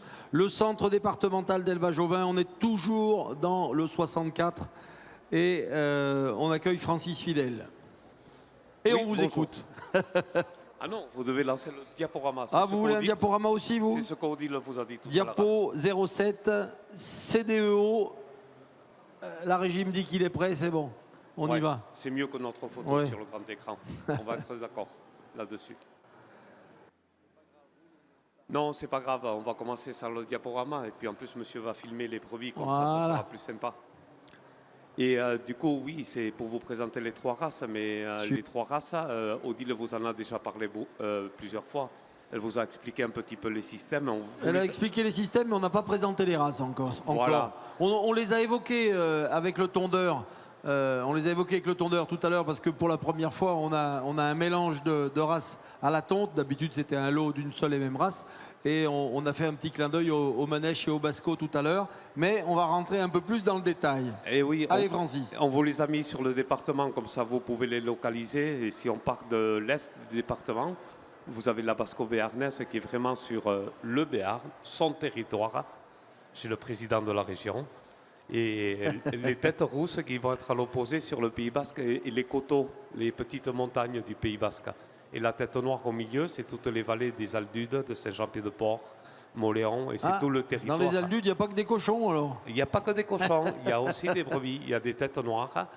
Et vous voyez bien qu'au milieu du département, les trois races se croisent. Et c'est là que vous allez trouver le centre départemental de l'élevage ovin.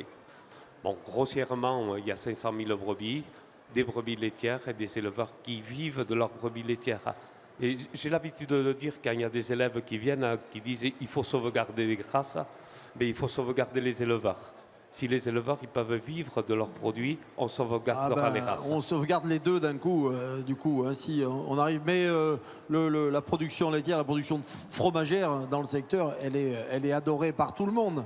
Mais oui, et puis il faut qu'elle s'étende. Il faudrait être difficile quand même pour pas l'aimer, l'osso irati. Il faut être difficile, très difficile pour ça. Dans les diapos suivantes, vous avez un petit peu les systèmes et puis la génétique qui vient s'adapter à ces systèmes-là. Donc la génétique, elle sert à quoi? Elle sert à travailler sous les signes officiels de qualité, donc l'osso irati, le label rouge et l'agneau de lait. Et puis elle sert à aider les éleveurs à vivre dans ces systèmes-là sans changer leur système. Des choses remarquables qu'on a observées sur le Béarn et qui commencent sur le Pays Basque. Avant, du temps de mes grands-parents, les grands-parents allaient en montagne faire du fromage et ils avaient des brebis qui mettaient bas tard, exprès pour faire du fromage à la montagne. Et les jeunes restaient sur l'exploitation pour faire les foins, les fourrages et les stocks hivernaux. Aujourd'hui, la brebis produit un peu plus, ce qui permet aux jeunes d'employer des bergers en montagne pour faire la fabrication de montagne. Et ça, c'est bon pour l'emploi. C'est des races avec un agnelage annuel ou elles désaisonnent un peu, comme non. souvent les rustiques de montagne qui font tous les 8 mois? Non, non, les brebis laitières, c'est une conduite différente. L'agneau se fait autour de Noël, juste un peu avant Noël. Il est vendu comme agneau de lait, en France et beaucoup en Espagne aussi. Et la production laitière se fait sur les 6 à 8 mois qui suivent, donc de janvier à juillet. Et c'est vrai qu'à partir du mois de mai, on est en estive. Et aujourd'hui, en Béarn, il y a une forte relance, c'est ce que vous voyez sur la photo de droite, de la traite en estive, de la fabrication fromagère en estive, en complément pour les éleveurs. Sur la diapo suivante, on a donné accès à tous les gens à faire de la génétique. Alors la génétique, je vais vous dire simplement ce que c'est demain, mais aujourd'hui, qu'on soit en agriculture biologique, qu'on ne soit pas en agriculture biologique, qu'on veuille inséminer les brebis, qu'on veuille uniquement faire des mesures de lait, de la qualité, de la quantité, etc., il y a un dispositif génétique qui permet à chacun de trouver sa place dans ce dispositif-là. Et chaque éleveur a les moyens aujourd'hui de trouver un accompagnement qui lui permettra de progresser sur les caractères qu'il veut. Ça se fait simplement, prélèvement de poils et cartilage, non? Non, c'est plus compliqué prise de que sang, ça. Non, non, on n'est pas là-dessus, on est dans des mesures. On appelle ça des phénotypes, donc on va mesurer du lait, on va mesurer de la qualité, on va mesurer plein de choses. Et oui, on fait des analyses génétiques sur l'ADN qui permettent d'avancer un peu plus vite. Et sur la diapo suivante, vous verrez les critères. Alors, jadis, 1985, c'est quand je suis rentré au centre, c'est pour ça que je garde cette date-là. C'est le siècle dernier. Mais on sélectionnait la quantité de lait. Aujourd'hui, c'est fini. On peut aller au bout de la diapositive. Aujourd'hui, c'est fini. On a plein d'autres critères qui sont rentrés. Et les critères de quantité, c'est plus qu'un tiers de ce qu'on sélectionne. Et les nouveaux critères, ce qu'on appelle les nouveaux critères qui existent depuis 10-15 ans et qui sont toujours en pleine évolution, c'est la qualité du lait, c'est la santé de la mamelle, c'est la santé de l'animal, la résistance aux maladies pour utiliser moins de traitements sur les animaux, pour moins polluer la nature également. Et aujourd'hui, on réfléchit à intégrer dans les critères sur la production laitière la résistance aux températures. Il paraît qu'il va faire plus chaud ou plus froid. Oui. Mais déjà les races de montagne sont un peu plus adaptées à la résistance aux variations climatiques et aux écarts de température, au delta de chaleur, que les grosses brebis de plaine. Mais quand même, quand il fait très très chaud comme on l'a connu ces derniers temps, même si elles sont mieux équipées, elles souffrent sacrément.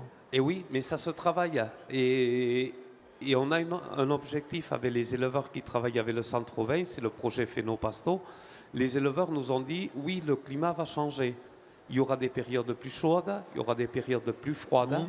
Les amplitudes vont être terribles. Vont être terribles. Mais par contre, on ne veut pas changer nos systèmes d'élevage. On veut toujours utiliser la transhumance, on veut utiliser les plaines. Et donc, faites des animaux, travaillez avec nous pour qu'on ait des animaux qui soient capables de s'adapter. Et ça, c'est une vision très différente de l'agriculture. Ça veut dire on ne change pas, on n'enferme pas des animaux dans des bâtiments climatisés, fermés, etc. etc. Non, on continue à travailler à l'entretien de l'espace, à faire vivre notre région avec des animaux qui s'adaptent. Ils vont s'adapter naturellement. Il faut les aider pour que les éleveurs puissent vivre. Ils l'ont toujours fait. Ils l'ont toujours fait. C'est vrai que les enfermer, ça baisse leur qualité. Enfin, ils perdent très vite les qualités quand on les met dans des conditions trop faciles. Et voilà, ça va très très vite dans l'autre sens. Il y avait une autre diapo, non? C'était fini. Merci Francis. L'enjeu, c'est vraiment ça, l'avenir. C'est résister aux maladies, résister aux variations de température et faire que les éleveurs ils puissent continuer à vivre de leurs brebis. Merci Francis. Merci Francis. On bénéficie de quelques images. On est à la vidéo suivante. Allez.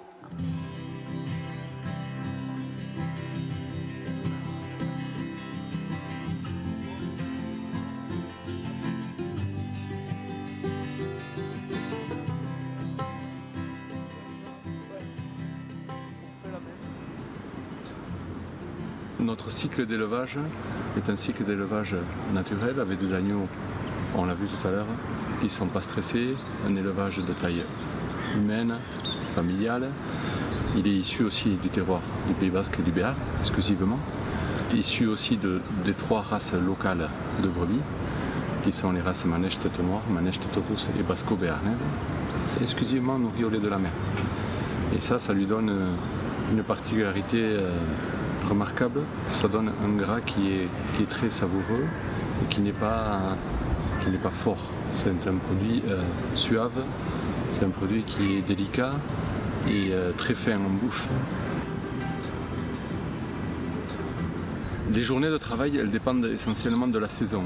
En ce moment, on est dans une saison d'agnelage, donc il faut que l'agneau naisse bien, tête bien dès le départ, de manière à ce qu'il fasse le maximum de défense immunitaire, de manière à ce qu'il y ait une complicité qui se fasse entre l'agneau et la brebis. C'est un mode d'élevage qui est très lié aussi à la pousse de l'herbe, c'est-à-dire que les brebis vont rester ici en bas pour profiter de la pousse de l'herbe qui est plus précoce dans la saison. Ensuite, elles vont aller en estive, parce que l'estive en altitude, on a une pousse de l'herbe qui est un peu plus tardive, donc elles profitent au maximum du meilleur package. On n'est pas sur un type d'élevage industriel, on est vraiment sur un type d'élevage traditionnel qui est lié à l'utilisation de l'espace et de la nature qu'on a autour de nous. Ce qui m'a amené à faire ce métier-là, c'est un peu l'amour du Pays Basque. Il faut savoir que la ferme est familiale, qu'elle existe depuis des siècles et des siècles. Et j'espère pouvoir transmettre une ferme et qu'elle puisse perdurer plus longtemps que moi. Et la fierté, elle est un peu liée à ça, à cet amour du pays, à la volonté de continuer à faire vivre notre zone rurale et travailler aussi avec des animaux, utiliser l'espace, entretenir l'espace, faire que notre coin reste un beau coin, c'est aussi une motivation.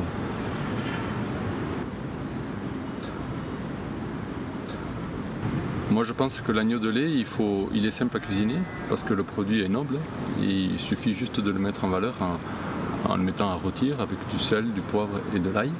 Il n'y a pas besoin de beaucoup d'artifice parce que le produit suffit à lui-même. Et lorsqu'on fait une recette d'agneau de lait, on a un gigot et un côtelette d'agneau, c'est à la peau qui est finement grillée.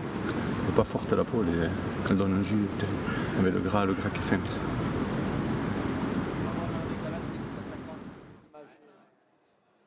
Et voilà quelques images de montagne. L'environnement était beau, mais bon, on est pas mal entouré, David, nous non plus. Hein. On est bien là.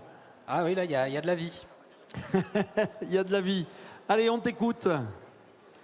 Ben, moi, je vais vous parler un petit peu de l'IGP Label Rouge Agneau de lait des Pyrénées. Alors, on est toujours sur la... Il faut rappeler que pour faire du lait, il faut que la productrice de lait ait eu un bébé pour faire du lait. Et qu'est-ce qu'on fait de ce bébé? Eh bien, ce bébé, justement, quand on a un bassin laitier comme ça, historique et de tradition, on essaie de le valoriser de la meilleure des manières. Et en Pyrénées-Atlantiques, donc c'est le bassin au vin laitier en France qui a valorisé ce produit avec une IGP et un label rouge pour mettre en avant, sauvegarder les traditions et proposer en fait un produit d'une grande qualité aux consommateurs. Consommateur qui est friand de l'agneau de lait, qui est très demandeur d'agneau de lait. C'est un bonheur, hein, c'est bon. C'est pas quelque chose qui vient à l'esprit souvent immédiatement. Par contre, pourtant, une fois qu'on l'a dégusté, on l'adopte. Nous, on dit le déguster, c'est l'adopter. Et ça se vérifie. Et alors, le consommateur ne connaît pas forcément toujours, le consommateur français. Par contre, il y a une grosse culture de consommation en Espagne. Eux, nous, on a le chapon à Noël. Eux, c'est l'agneau de lait. Ils ne s'y trompent pas.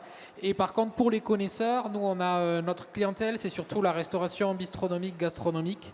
Et donc, on travaille beaucoup avec des restaurateurs, des chefs étoilés qui sont nos principaux clients. D'accord. Rappelons, signe officiel de qualité, quand on parle d'IGP, de label rouge, ça s'accompagne de cahier des charges. Le cahier des charges, c'est pas très digeste à vous expliquer, mais quand même, le cahier des charges, il fixe les règles que les éleveurs s'engagent à tenir, les éleveurs et toute la filière s'engagent à tenir. Donc, en quelques mots, le cahier des charges de l'agneau de lait des Pyrénées. Alors, sur l'agneau de lait des Pyrénées, on est un produit qui va être exclusivement issu des 3 races qui vous ont été présentées, les 3 races laitières, donc la basco-béarnaise, la manège tête noire et la manège tête rousse. Donc, dans l'objectif d'avoir un produit uniforme et puis de conserver aussi les traditions, les races locales. Ouais. On est ensuite sur une alimentation exclusivement au lait maternel, enfin au lait de la brebis par TTOP. Donc là, on est aussi, c'est le seul cahier des charges qui oblige ça sur des agneaux de lait en France, en IGP et en label rouge. Et on va avoir du coup un agneau aussi qui reçoit aucun traitement, hors homéopathie, c'est la seule chose qu'on peut lui donner. Et des brebis qui vont pâturer 8 mois au minimum. Après, sur la partie élevage, on est sur la même chose que la Opéocerati qui sera présentée aussi. Donc pas d'OGM pour les brebis, etc. De l'autonomie alimentaire. Et sur le produit en lui-même, ça va nous donner un agneau en carcasse qui va faire environ 7 kg. Donc qui est mis à l'abattage à quel âge? Donc ça va être moins de 45 jours, puisqu'après l'objectif, ça va être de pouvoir récupérer le lait pour faire du fromage. Et cet âge et l'alimentation aussi surtout, c'est ça qui va conférer au produit sa couleur claire, son côté très tendre, texture juteuse et un goût en fait qui va être très léger. Voilà, Alain Ducasse, il va nous dire qu'il y a un goût suave, qui a un léger goût de noisette. Voilà qui intéresse forcément, comme tu le disais, les chefs étoilés pour mettre ça sur leur carte. Oh là là, tu m'as donné faim. Tu m'as donné faim, je le connais en plus, cet agneau de lait, et c'est un régal. Autre chose à ajouter, David? On peut dire qu'on a... Dégustez-le, enfin voilà, quoi, essayez-le, puisque tu as dit qu'essayer c'était l'adopter. C'est ça, nous on a aujourd'hui 600 éleveurs qui sont regroupés dans 4 coopératives et on a mis en place un site de vente en ligne qui regroupe toutes les coopératives en fait, donc agneaudeletdespyrénées.com, et on peut commander son agneau de novembre à fin mai, soit sur des tournées de livraison, soit directement à domicile en livraison par chronofresh. Filière qui se porte bien? On essaye de faire en sorte, on recherche des éleveurs, on recherche aussi des bouchers. Oui, il y a besoin de rejoindre la production. C'est ça, on recherche des éleveurs à s'engager en label et en IGP. Et après, sur les débouchés, on est évidemment toujours à la recherche de clients. Bon, oui, le message aux éleveurs, c'est ça. Rejoignez les filières de qualité. C'est ce que recherchent les gens. Hein, ça a le vent en poupe. On termine avec l'Osso Irati. Jérôme Gonzaga va venir nous rejoindre. C'est lui qui nous a proposé cette petite dégustation tout à l'heure.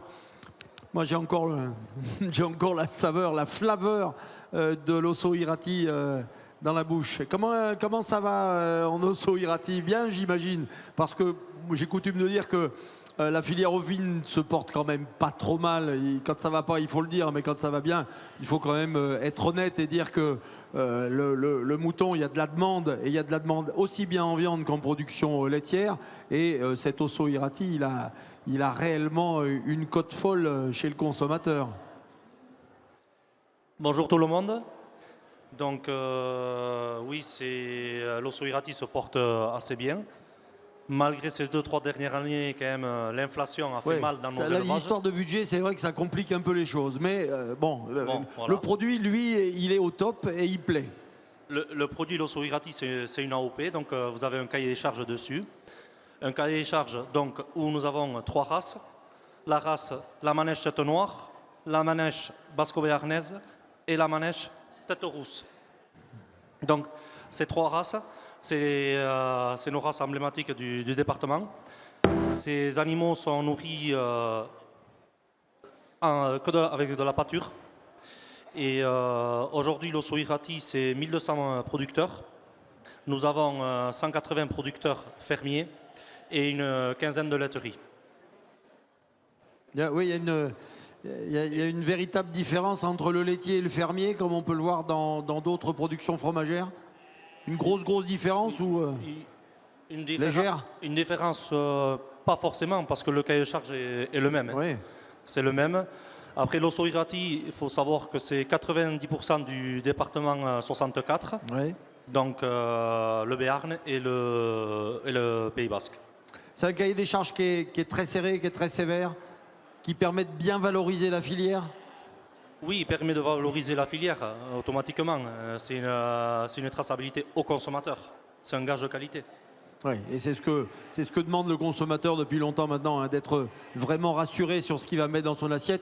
Donc là, il n'y a aucun problème. Hein. On connaît la qualité et le sérieux des cahiers des charges, et notamment des cahiers des charges fromagers dans notre belle France. Il y a des projets. On parlait pour l'agneau de lait des Pyrénées d'avoir besoin d'un peu plus de producteurs et puis de nouveaux marchés à développer. Là aussi, il y a besoin d'un peu plus de producteurs. La demande est telle peut-être qu'il faut encourager, et puis encourager des jeunes à reprendre les exploitations. C'est compliqué le renouvellement des générations en ce moment. Hein. Ça pose question. Oui, notre projet automatiquement, c'est de dynamiser l'avenir, la relève dans les exploitations, automatiquement. Et nous sommes aussi en pleine révision du cahier des charges. Donc le cahier des charges, bon, vous savez tous, ces dernières années aussi, le changement climatique est là. Et nous, on ne s'est pas préparé. Donc il y a beaucoup de choses à revoir, à anticiper, et il y a du travail. Bien, rejoignez les producteurs d'Osso Irati, les éleveurs de brebis laitières des Pyrénées, et dans le 64, vous l'avez compris, l'Osso Irati, c'est une belle et bonne production. Oui. Merci. Merci, bonne journée. Merci Jérôme. On passe à la viande, on passe le film. Allez, on va passer du côté de la viande, et on va peut-être passer le film suivant pour faire la transition. Le film SIA 2024. Le SIA, c'est le Salon international de l'agriculture. Et je vais faire venir les 4 races là.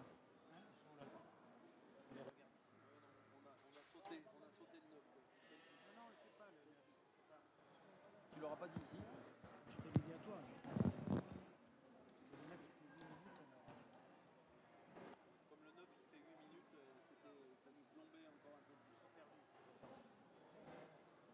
Voilà, le temps de le recaler, nous reviendrons sur la présentation Agneau Poitou-Charentes, la Belle Rouge Diamandin avec Patrick Souris. Mais pour illustrer ce que l'on va dire dans quelques instants, ce film que l'on lance maintenant.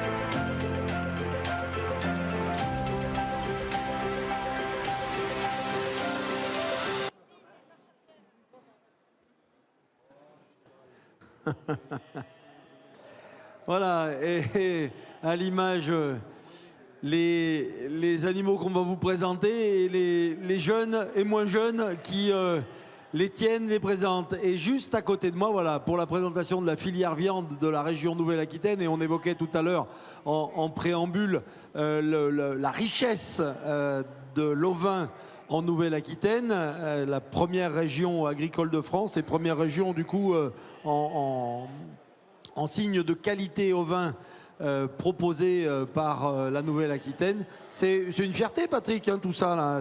Puis c'est une belle opportunité de briller pour les régions de production ovine qui nous viennent de la Nouvelle-Aquitaine.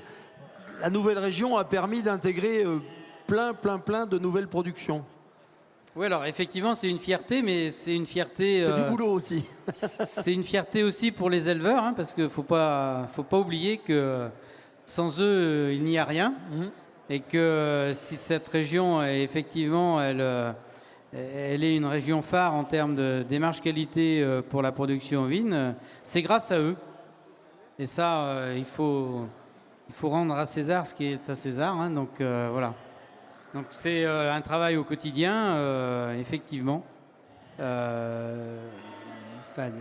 démonstration est faite là, aujourd'hui sur les races qui sont présentées, les animaux qui sont présentés. Hein. C'est souvent un travail de plusieurs générations d'éleveurs. Ah, il y en a un qui s'échappe. Ah. Bah, ils ont mis la plus frêle pour le tenir. C'est le plus gros et ils ont mis la plus petite pour... Elle fait du ski nautique du coup maintenant derrière. Bon, plus sérieusement. Laisse-le se coucher s'il veut se coucher, va. On y va. Donc c'est une fierté pour la région, c'est une fierté pour les éleveurs et ça doit le rester. Oui, absolument. Absolument. Donc filière ovine de qualité, on présente... comment, Jean-Pierre, comment tu nous drives là? Tu as parlé de l'IGP Poitou-Charentes? Non, pas encore. Eh ben, on y va avec l'IGP. On commence par l'IGP Poitou-Charentes. Effectivement, les éleveurs m'ont confié la mission de présider l'ODG qui gère à la fois l'IGP Agneau du Poitou-Charentes, donc identification géographique protégée, qui ne peut être produit que sur ces territoires, et puis également le label rouge de Diamandin, qui lui peut avoir une zone de production un petit peu plus élargie. Ouais, toutes ces choses-là, c'est fixé par les cahiers des charges. Voilà, ça doit rassurer le consommateur. Géré par l'INAO et qui veille au grain sur le respect à la fois de la rédaction des cahiers des charges et géré par des organismes certificateurs qui sont là pour veiller à la bonne exécution des cahiers des charges, de manière à faire en sorte... totalement extérieurs. Hein, tout à fait, de manière à faire en sorte que les consommateurs puissent acheter en confiance, parce que c'est un des points clés quand même de ces démarches qualité, acheter en confiance le produit qui leur est proposé. Alors en ce qui nous concerne, nous, GIE au vin du Centre-Ouest, l'IGP et le label rouge, hein, mes prédécesseurs n'ont ni plus ni moins fait que d'inscrire dans le marbre une tradition d'élevage sur ces territoires. Donc c'est la raison pour laquelle on n'a que 7 races qui sont habilitées dans ce cahier des charges. Hein. Il y en a 3 présentes sur le ring, là. Mais donc il y a le Suffolk, l'Île-de-France, la Charmoise, la Charolaise, le Texel, la Tête Rouge de l'Ouest et le Mouton Vendéen. Et j'en ai oublié un. Non, je crois que tu es à 7. 7, ça doit J'ai être compté bon, en même voilà. temps, je crois que tu es à 7. Donc les brebis doivent pâturer minimum 7 mois de l'année. Donc ça fait aussi place largement à notre système herbager de Nouvelle-Aquitaine. Les agneaux doivent téter le lait de leur mère au minimum 70 jours. Et puis, en termes de délai d'abattage, c'est entre 80 et 300 jours, ce qui permet d'avoir un agneau qui est jeune, mais malgré tout avec une viande goûteuse, hein, qui correspond aussi aux besoins du consommateur. Ça permet d'avoir des poids qui correspondent à la demande, puisqu'on a vu le marché se modifier un peu. Les gens veulent plus forcément des grosses pièces parce que la consommation, on est moins nombreux à la table. Et puis ça permet aussi, pour les tardifs, d'être éligible. Tout à fait, des agneaux de repousse, même s'il y en a de moins en moins, parce qu'effectivement, avec les conditions météorologiques, c'est un peu plus compliqué. Oui. Pour 2023, notre démarche qualité avait 800 éleveurs. 210 000 brebis engagées. Et puis, nous avons commercialisé dans les 2 démarches plus de 110 000 agneaux. Ah ouais. Donc, vendus en démarche au point de vente. Hein. Donc, c'est quand même une des grosses ODG françaises. Oui. Enfin, aussi ma joie, mais surtout le bonheur des éleveurs. Hein. Je vois Philippe qui rigole. Et nous sommes présents au Salon de l'Agriculture avec... nous avions initié il y a de cela 6 ans maintenant un concours comme ici, mais une vente aux enchères au Salon de l'Agriculture. On voulait faire un petit peu aussi bien que les bovins. Hein. Il y avait souvent des concours, voilà. Donc je vois que Jean-Pierre, qui est maître du temps, me fait signe que je suis déjà trop long. Et donc je vais passer... C'est des infos importantes tout ça. Je vais passer la parole donc, à mes collègues du Limousin.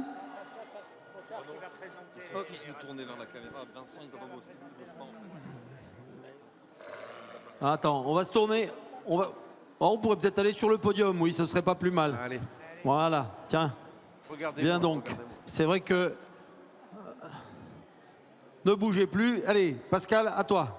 Oui, bonjour, moi je m'appelle Pascal Potard, je suis représentant de l'OS Géode. L'OS Géode, eh bien, tout simplement, c'est 13 races. On a décidé aujourd'hui, M. Dugas a décidé aujourd'hui de présenter 3 races, 4 races qui sont présentes sur la foire. Donc la première race que vous voyez sous mes yeux tenue par cette belle jeune femme, c'est la race charmoise. Donc ça, c'est une race qui est originaire de la région de Montmorillon, une race qui est rustique, mais elle a aussi un avantage, elle est très bien conformée. Donc c'est une race qu'on élève souvent en race pure et de temps en temps, on la met en mélange, et notamment pour des lots d'agnelles, puisqu'on va faciliter la naissance. Très demandée en ce moment, elle est très agréable à pâturer dans les vignes parce qu'elle passe très facilement dans les fils et on est en train de développer des élevages par rapport à l'entretien des panneaux photovoltaïques. Vraiment une race phare, facile, plein air intégral, très peu de complémentation granulée. Il faut attendre les agneaux, mais des très bons agneaux d'élevage. Donc je ne présenterai pas les Îles-de-France parce que ça c'est mon collègue. Hein. Il est grand et fort parce que ce n'est pas une race de géode. Merci Pascal. C'est pas une race de géode, mais on a des points communs. Voilà. Donc la race Île-de-France est rattachée à une OS qui s'appelle Ozon, puisque la base de sa production est dans l'Île-de-France. Et il y a un noyau aussi dans l'Allier, ce qui permet d'avoir une diversité de production aussi bien en bergerie qu'en plein air.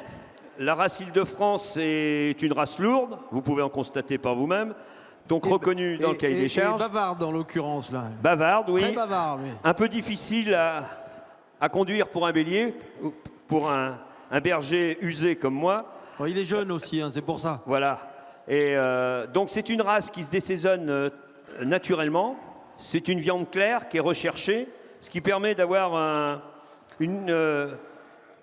un calendrier de production plutôt sur le 4e trimestre et 1er trimestre pour venir aux besoins de la filière.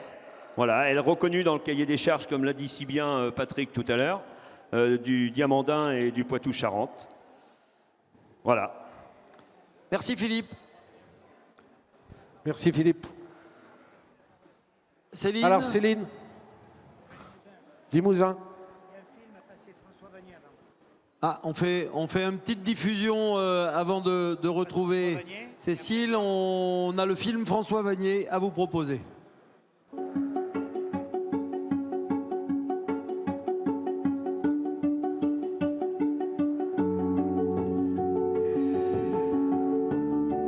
Je suis éleveur au vin en Limousin depuis 30 ans maintenant. Nous sommes arrivés dans la région avec mon épouse, puisqu'on n'est pas originaire de la région. On est vraiment venu ici pour trouver le Limousin, l'élevage au vin. Le Limousin, c'est vraiment une terre d'élevage. Il y a énormément de terres qui sont constituées de prairies. C'est une région où il y a encore beaucoup de haies, beaucoup de bois qui sont entretenus par les agriculteurs.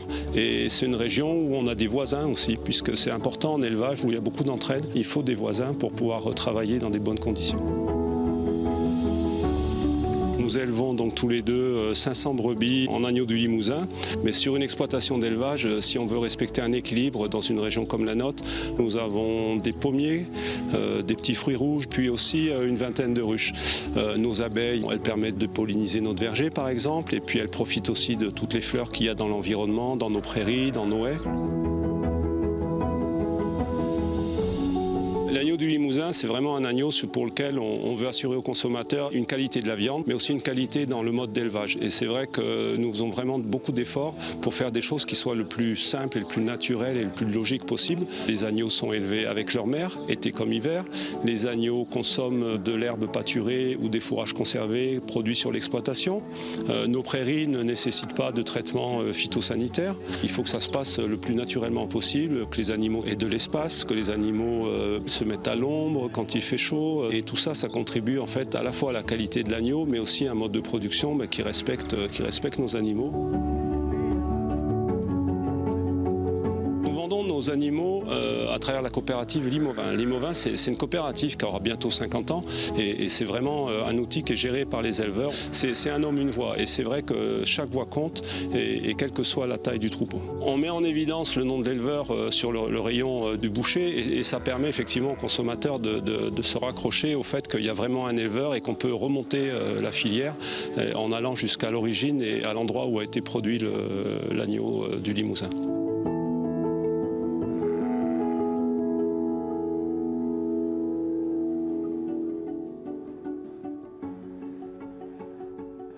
Ah, il était fier, François, avec le maillot du mondial de tonte, là. Mon Dieu, le roi n'est pas son cousin. Cécile, un petit mot sur, quelques petits mots sur le signe officiel de qualité en Limousin, l'agneau baronnet qu'on connaît maintenant depuis des années. On te laisse le présenter. Alors, l'agneau baronnet est un agneau du Limousin. Comme son nom l'indique, il est produit donc sur le territoire de l'ancienne région Limousin, donc Haute-Vienne, Creuse et Corrèze, et aussi autour dans les cantons limitrophes. L'IGP a été obtenu en 2000. Et donc, qu'est-ce que c'est l'IGP? C'est une indication géographique protégée, où en fait, qui est un signe européen, que l'on obtient à condition que le produit donc, soit fait depuis très longtemps, de façon traditionnelle, et sur un territoire donné. Donc, la demande a été faite et la réputation de notre agneau et ce terroir très particulier qui est le Limousin avec des grandes prairies, avec des bosquets, des arbres, comme vous avez pu le voir sur ce film, nous ont permis d'obtenir donc ce signe de qualité européen. Voilà, c'est vrai, dans les attributions, c'est pas juste la qualité d'un produit, hein, c'est une démarche qui est ancrée avec un territoire qui est inscrite, liée à un territoire depuis très longtemps. Et on fait ressortir tout ce que le territoire a pu amener de ces qualités de terroir à la race elle-même, ce qui donne une véritable identification, d'où le nom, et le gage de qualité, encore une fois, pour le consommateur qui sait que quand il va consommer un baronnet, quand il va consommer un diamandin, voilà, on est sur des démarches qui sont bordées par des cahiers des charges, même si ça ne vous saute pas aux yeux quand vous allez faire votre achat, mais il y a des règles du jeu. Les éleveurs, quand ils s'engagent à suivre ces règles du jeu, c'est aussi pour qu'ils valorisent mieux leur travail. Le premier bénéficiaire, n'oubliez jamais que c'est d'abord le consommateur. On lui garantit une qualité, quel que soit l'endroit où il va acheter cette viande en signe de qualité, il aura toujours quelque chose qui a été produit en respectant les mêmes règles. Ça, premier bénéficiaire, le consommateur. Au bout, avec beaucoup de travail et un engagement qui demande un sérieux évident, l'éleveur va passer la branche sur laquelle il est assis, hein, s'il s'engage dans la qualité, c'est pour mieux vivre. Au bout du travail, il y aura une meilleure valorisation, mais avant tout, c'est tirer vers le haut la qualité de ce qu'on amène aux consommateurs. Et là, franchement, vous en avez tout le tour du ventre des signes de qualité là, en Nouvelle-Aquitaine. Donc sachez en profiter Et le baronnet du Limousin est justement l'un de ces signes de qualité qui vous... L'agneau du Limousin. L'agneau limousin. L'agneau du Limousin. Un petit clin d'œil à Limousin Promotion au passage, puisqu'il y a une démarche commune, il y a une mutualisation des moyens qui permet pour les gens qui travaillent à Limousin Promotion d'amener chez les interlocuteurs qui sont les bouchers plusieurs signes de qualité et permettre d'avoir une meilleure représentation dans le maillage de boucherie du territoire. Tout à fait. Merci Cécile. Tu voulais dire autre chose? Attends. Si, vas-y. Non, je voulais parler en 2 mots de l'agneau du Limousin. Oui. Donc, qui est un agneau de race à viande. Donc, tout à l'heure, on parlait des races. Donc, effectivement, ça va être un agneau issu de croisement de toutes les races que l'on peut voir ici. Donc, d'un élevage à l'autre, on peut avoir une variabilité un petit peu de ces croisements. Et après, on met en général un bélier en race pure dessus. Donc notre agneau, il est abattu à 300 jours maximum. Ouais. Et il vit tout naturellement avec sa mère et tète le lait au moins 60 jours. Ouais. Voilà. Donc c'est les grandes lignes du cahier des charges. Voilà, ouais. Tout à fait. Et après, il y a une sélection des carcasses à l'arrivée. Mais bon, je pense que c'est pareil sur tous les signes de qualité. Classement, voilà. Tout à fait. Comme le disait Patrick tout à l'heure, tout ça met en valeur notre système herbager. Exactement. Ils sont nourris de fourrage à volonté, voilà. Que ce soit au pâturage ou sec, quand il n'y a plus d'herbe dans les champs, quoi. Voilà. Pour le meilleur du morceau dans votre assiette. Exactement. Ouais. Alors on continue avec la race Berrichonne du Cher, qu'on va essayer de présenter un peu mieux au niveau de la caméra, si vous vouliez bien avancer un petit peu. La race Berrichonne du Cher, comme je vous le disais, issue du Cher. On l'a trouvé au début du siècle énormément en pâturage après les moissons. C'est une race mixte qui peut très bien s'élever en bergerie, mais aussi en pâturage. C'est une race à viande qui peut arriver à se désaisonner, mais elle convient énormément en race pure, voire en croisement, améliorateur croissance, très bonne prolificité. Une brebis qui a aujourd'hui... un grand nombre d'amateurs et notamment de sélectionneurs. Une brebis qui va très bien dans la race et qui est très demandée grâce à sa conformation, sa valeur laitière et sa prolificité. On continuera quand Félix sera déplacé sur la race Suffolk pour la mettre en avant. S'il veut venir, amène-le là, sans faire de rodéo. Laisse-le se coucher s'il veut, t'inquiète. Il va se relever. Faut lui foutre la paix. Allez, père. Donc la race Suffolk, origine, comme son nom l'indique, de la région de Suffolk en Angleterre. Première race en France par rapport à sa croissance. La Formule 1 de la croissance, puisque sur des troupeaux... dans le schéma de sélection, il n'est pas rare du tout d'avoir des croissances entre 400 et 500 grammes, voire 600 grammes sur des agneaux simples. Bien sûr, quand on a une croissance à 600 grammes, ça veut dire aussi qu'on a l'alimentation qui correspond, puisque ce sont des brebis herbagères, mais qui ont un gros potentiel de croissance. Et comme tous les potentiels de croissance, bien sûr, il faut une alimentation suivie. C'est une brebis qui déteste... j'allais dire aller de beaux espaces avec beaucoup de fourrage et passer au séchoir. C'est une brebis qu'on doit constamment suivre. Par exemple, un potentiel de croissance au niveau des agneaux exceptionnel et qui apporte beaucoup de conformation en croisement. Voilà. Conseiller sur les brebis rustiques quand vous voulez mettre un peu de viande sur des agneaux plus longs, plus hauts. On les croise beaucoup avec les races rustiques. Ouais. La race rustique va justement apporter sa rusticité. Le bélier Suffolk, lui, va apporter la conformation. La conformation, améliorer la croissance. Donc aujourd'hui, ce sont souvent des béliers qui sont très utilisés en croisement. Ouais, et puis, comme ils suivent plutôt bien en montagne, ça pose pas vraiment de problème. Voilà, c'est des animaux qui commencent à monter en alpage. quand on travaille sur des destinations comme l'alpage, on essaye de travailler plutôt avec des pâtes fines, hein, puisque le bélier a quand même, Suffolk a 3 origines, une origine anglaise, une origine belge et une origine française. L'origine anglaise et belge préfère des ossatures beaucoup plus importantes, alors que nous, les éleveurs français, on préfère des pâtes beaucoup plus fines. Et quand on est un petit peu expert et qu'on voit ce bélier, obligatoirement dedans, on a eu un croisement sur une souche belge. Ce nez un petit peu busqué. Ouais. Voilà. Et bien voilà, je crois qu'on a fini avec la présentation des races. On en a fini pour ce matin, il me semble, Jean-Pierre. Oui, on a terminé. Donc maintenant, on va laisser le ring aux jeunes pointeurs. Et puis ensuite, on revient vers 14h, 14h15 pour une démonstration de tonte et le concours agneau. Merci. Parfait. Vous verrez cet après-midi le concours agneau, donc concernant les lots d'agneaux qui se trouvent dans les cases sur le centre du ring. Et puis on retrouvera notre tondeur, Christophe Riffaut, puisqu'il a encore un peu de boulot là, juste à côté, pour la suite des animations. Vous éloignez pas trop, puisque dans quelques instants, on accueillera les élèves des lycées agricoles de la région, des 14 établissements scolaires agricoles de la région qui sont venus faire du pointage ce matin, c'est-à-dire qu'ils sont venus exercer leur talent de juge.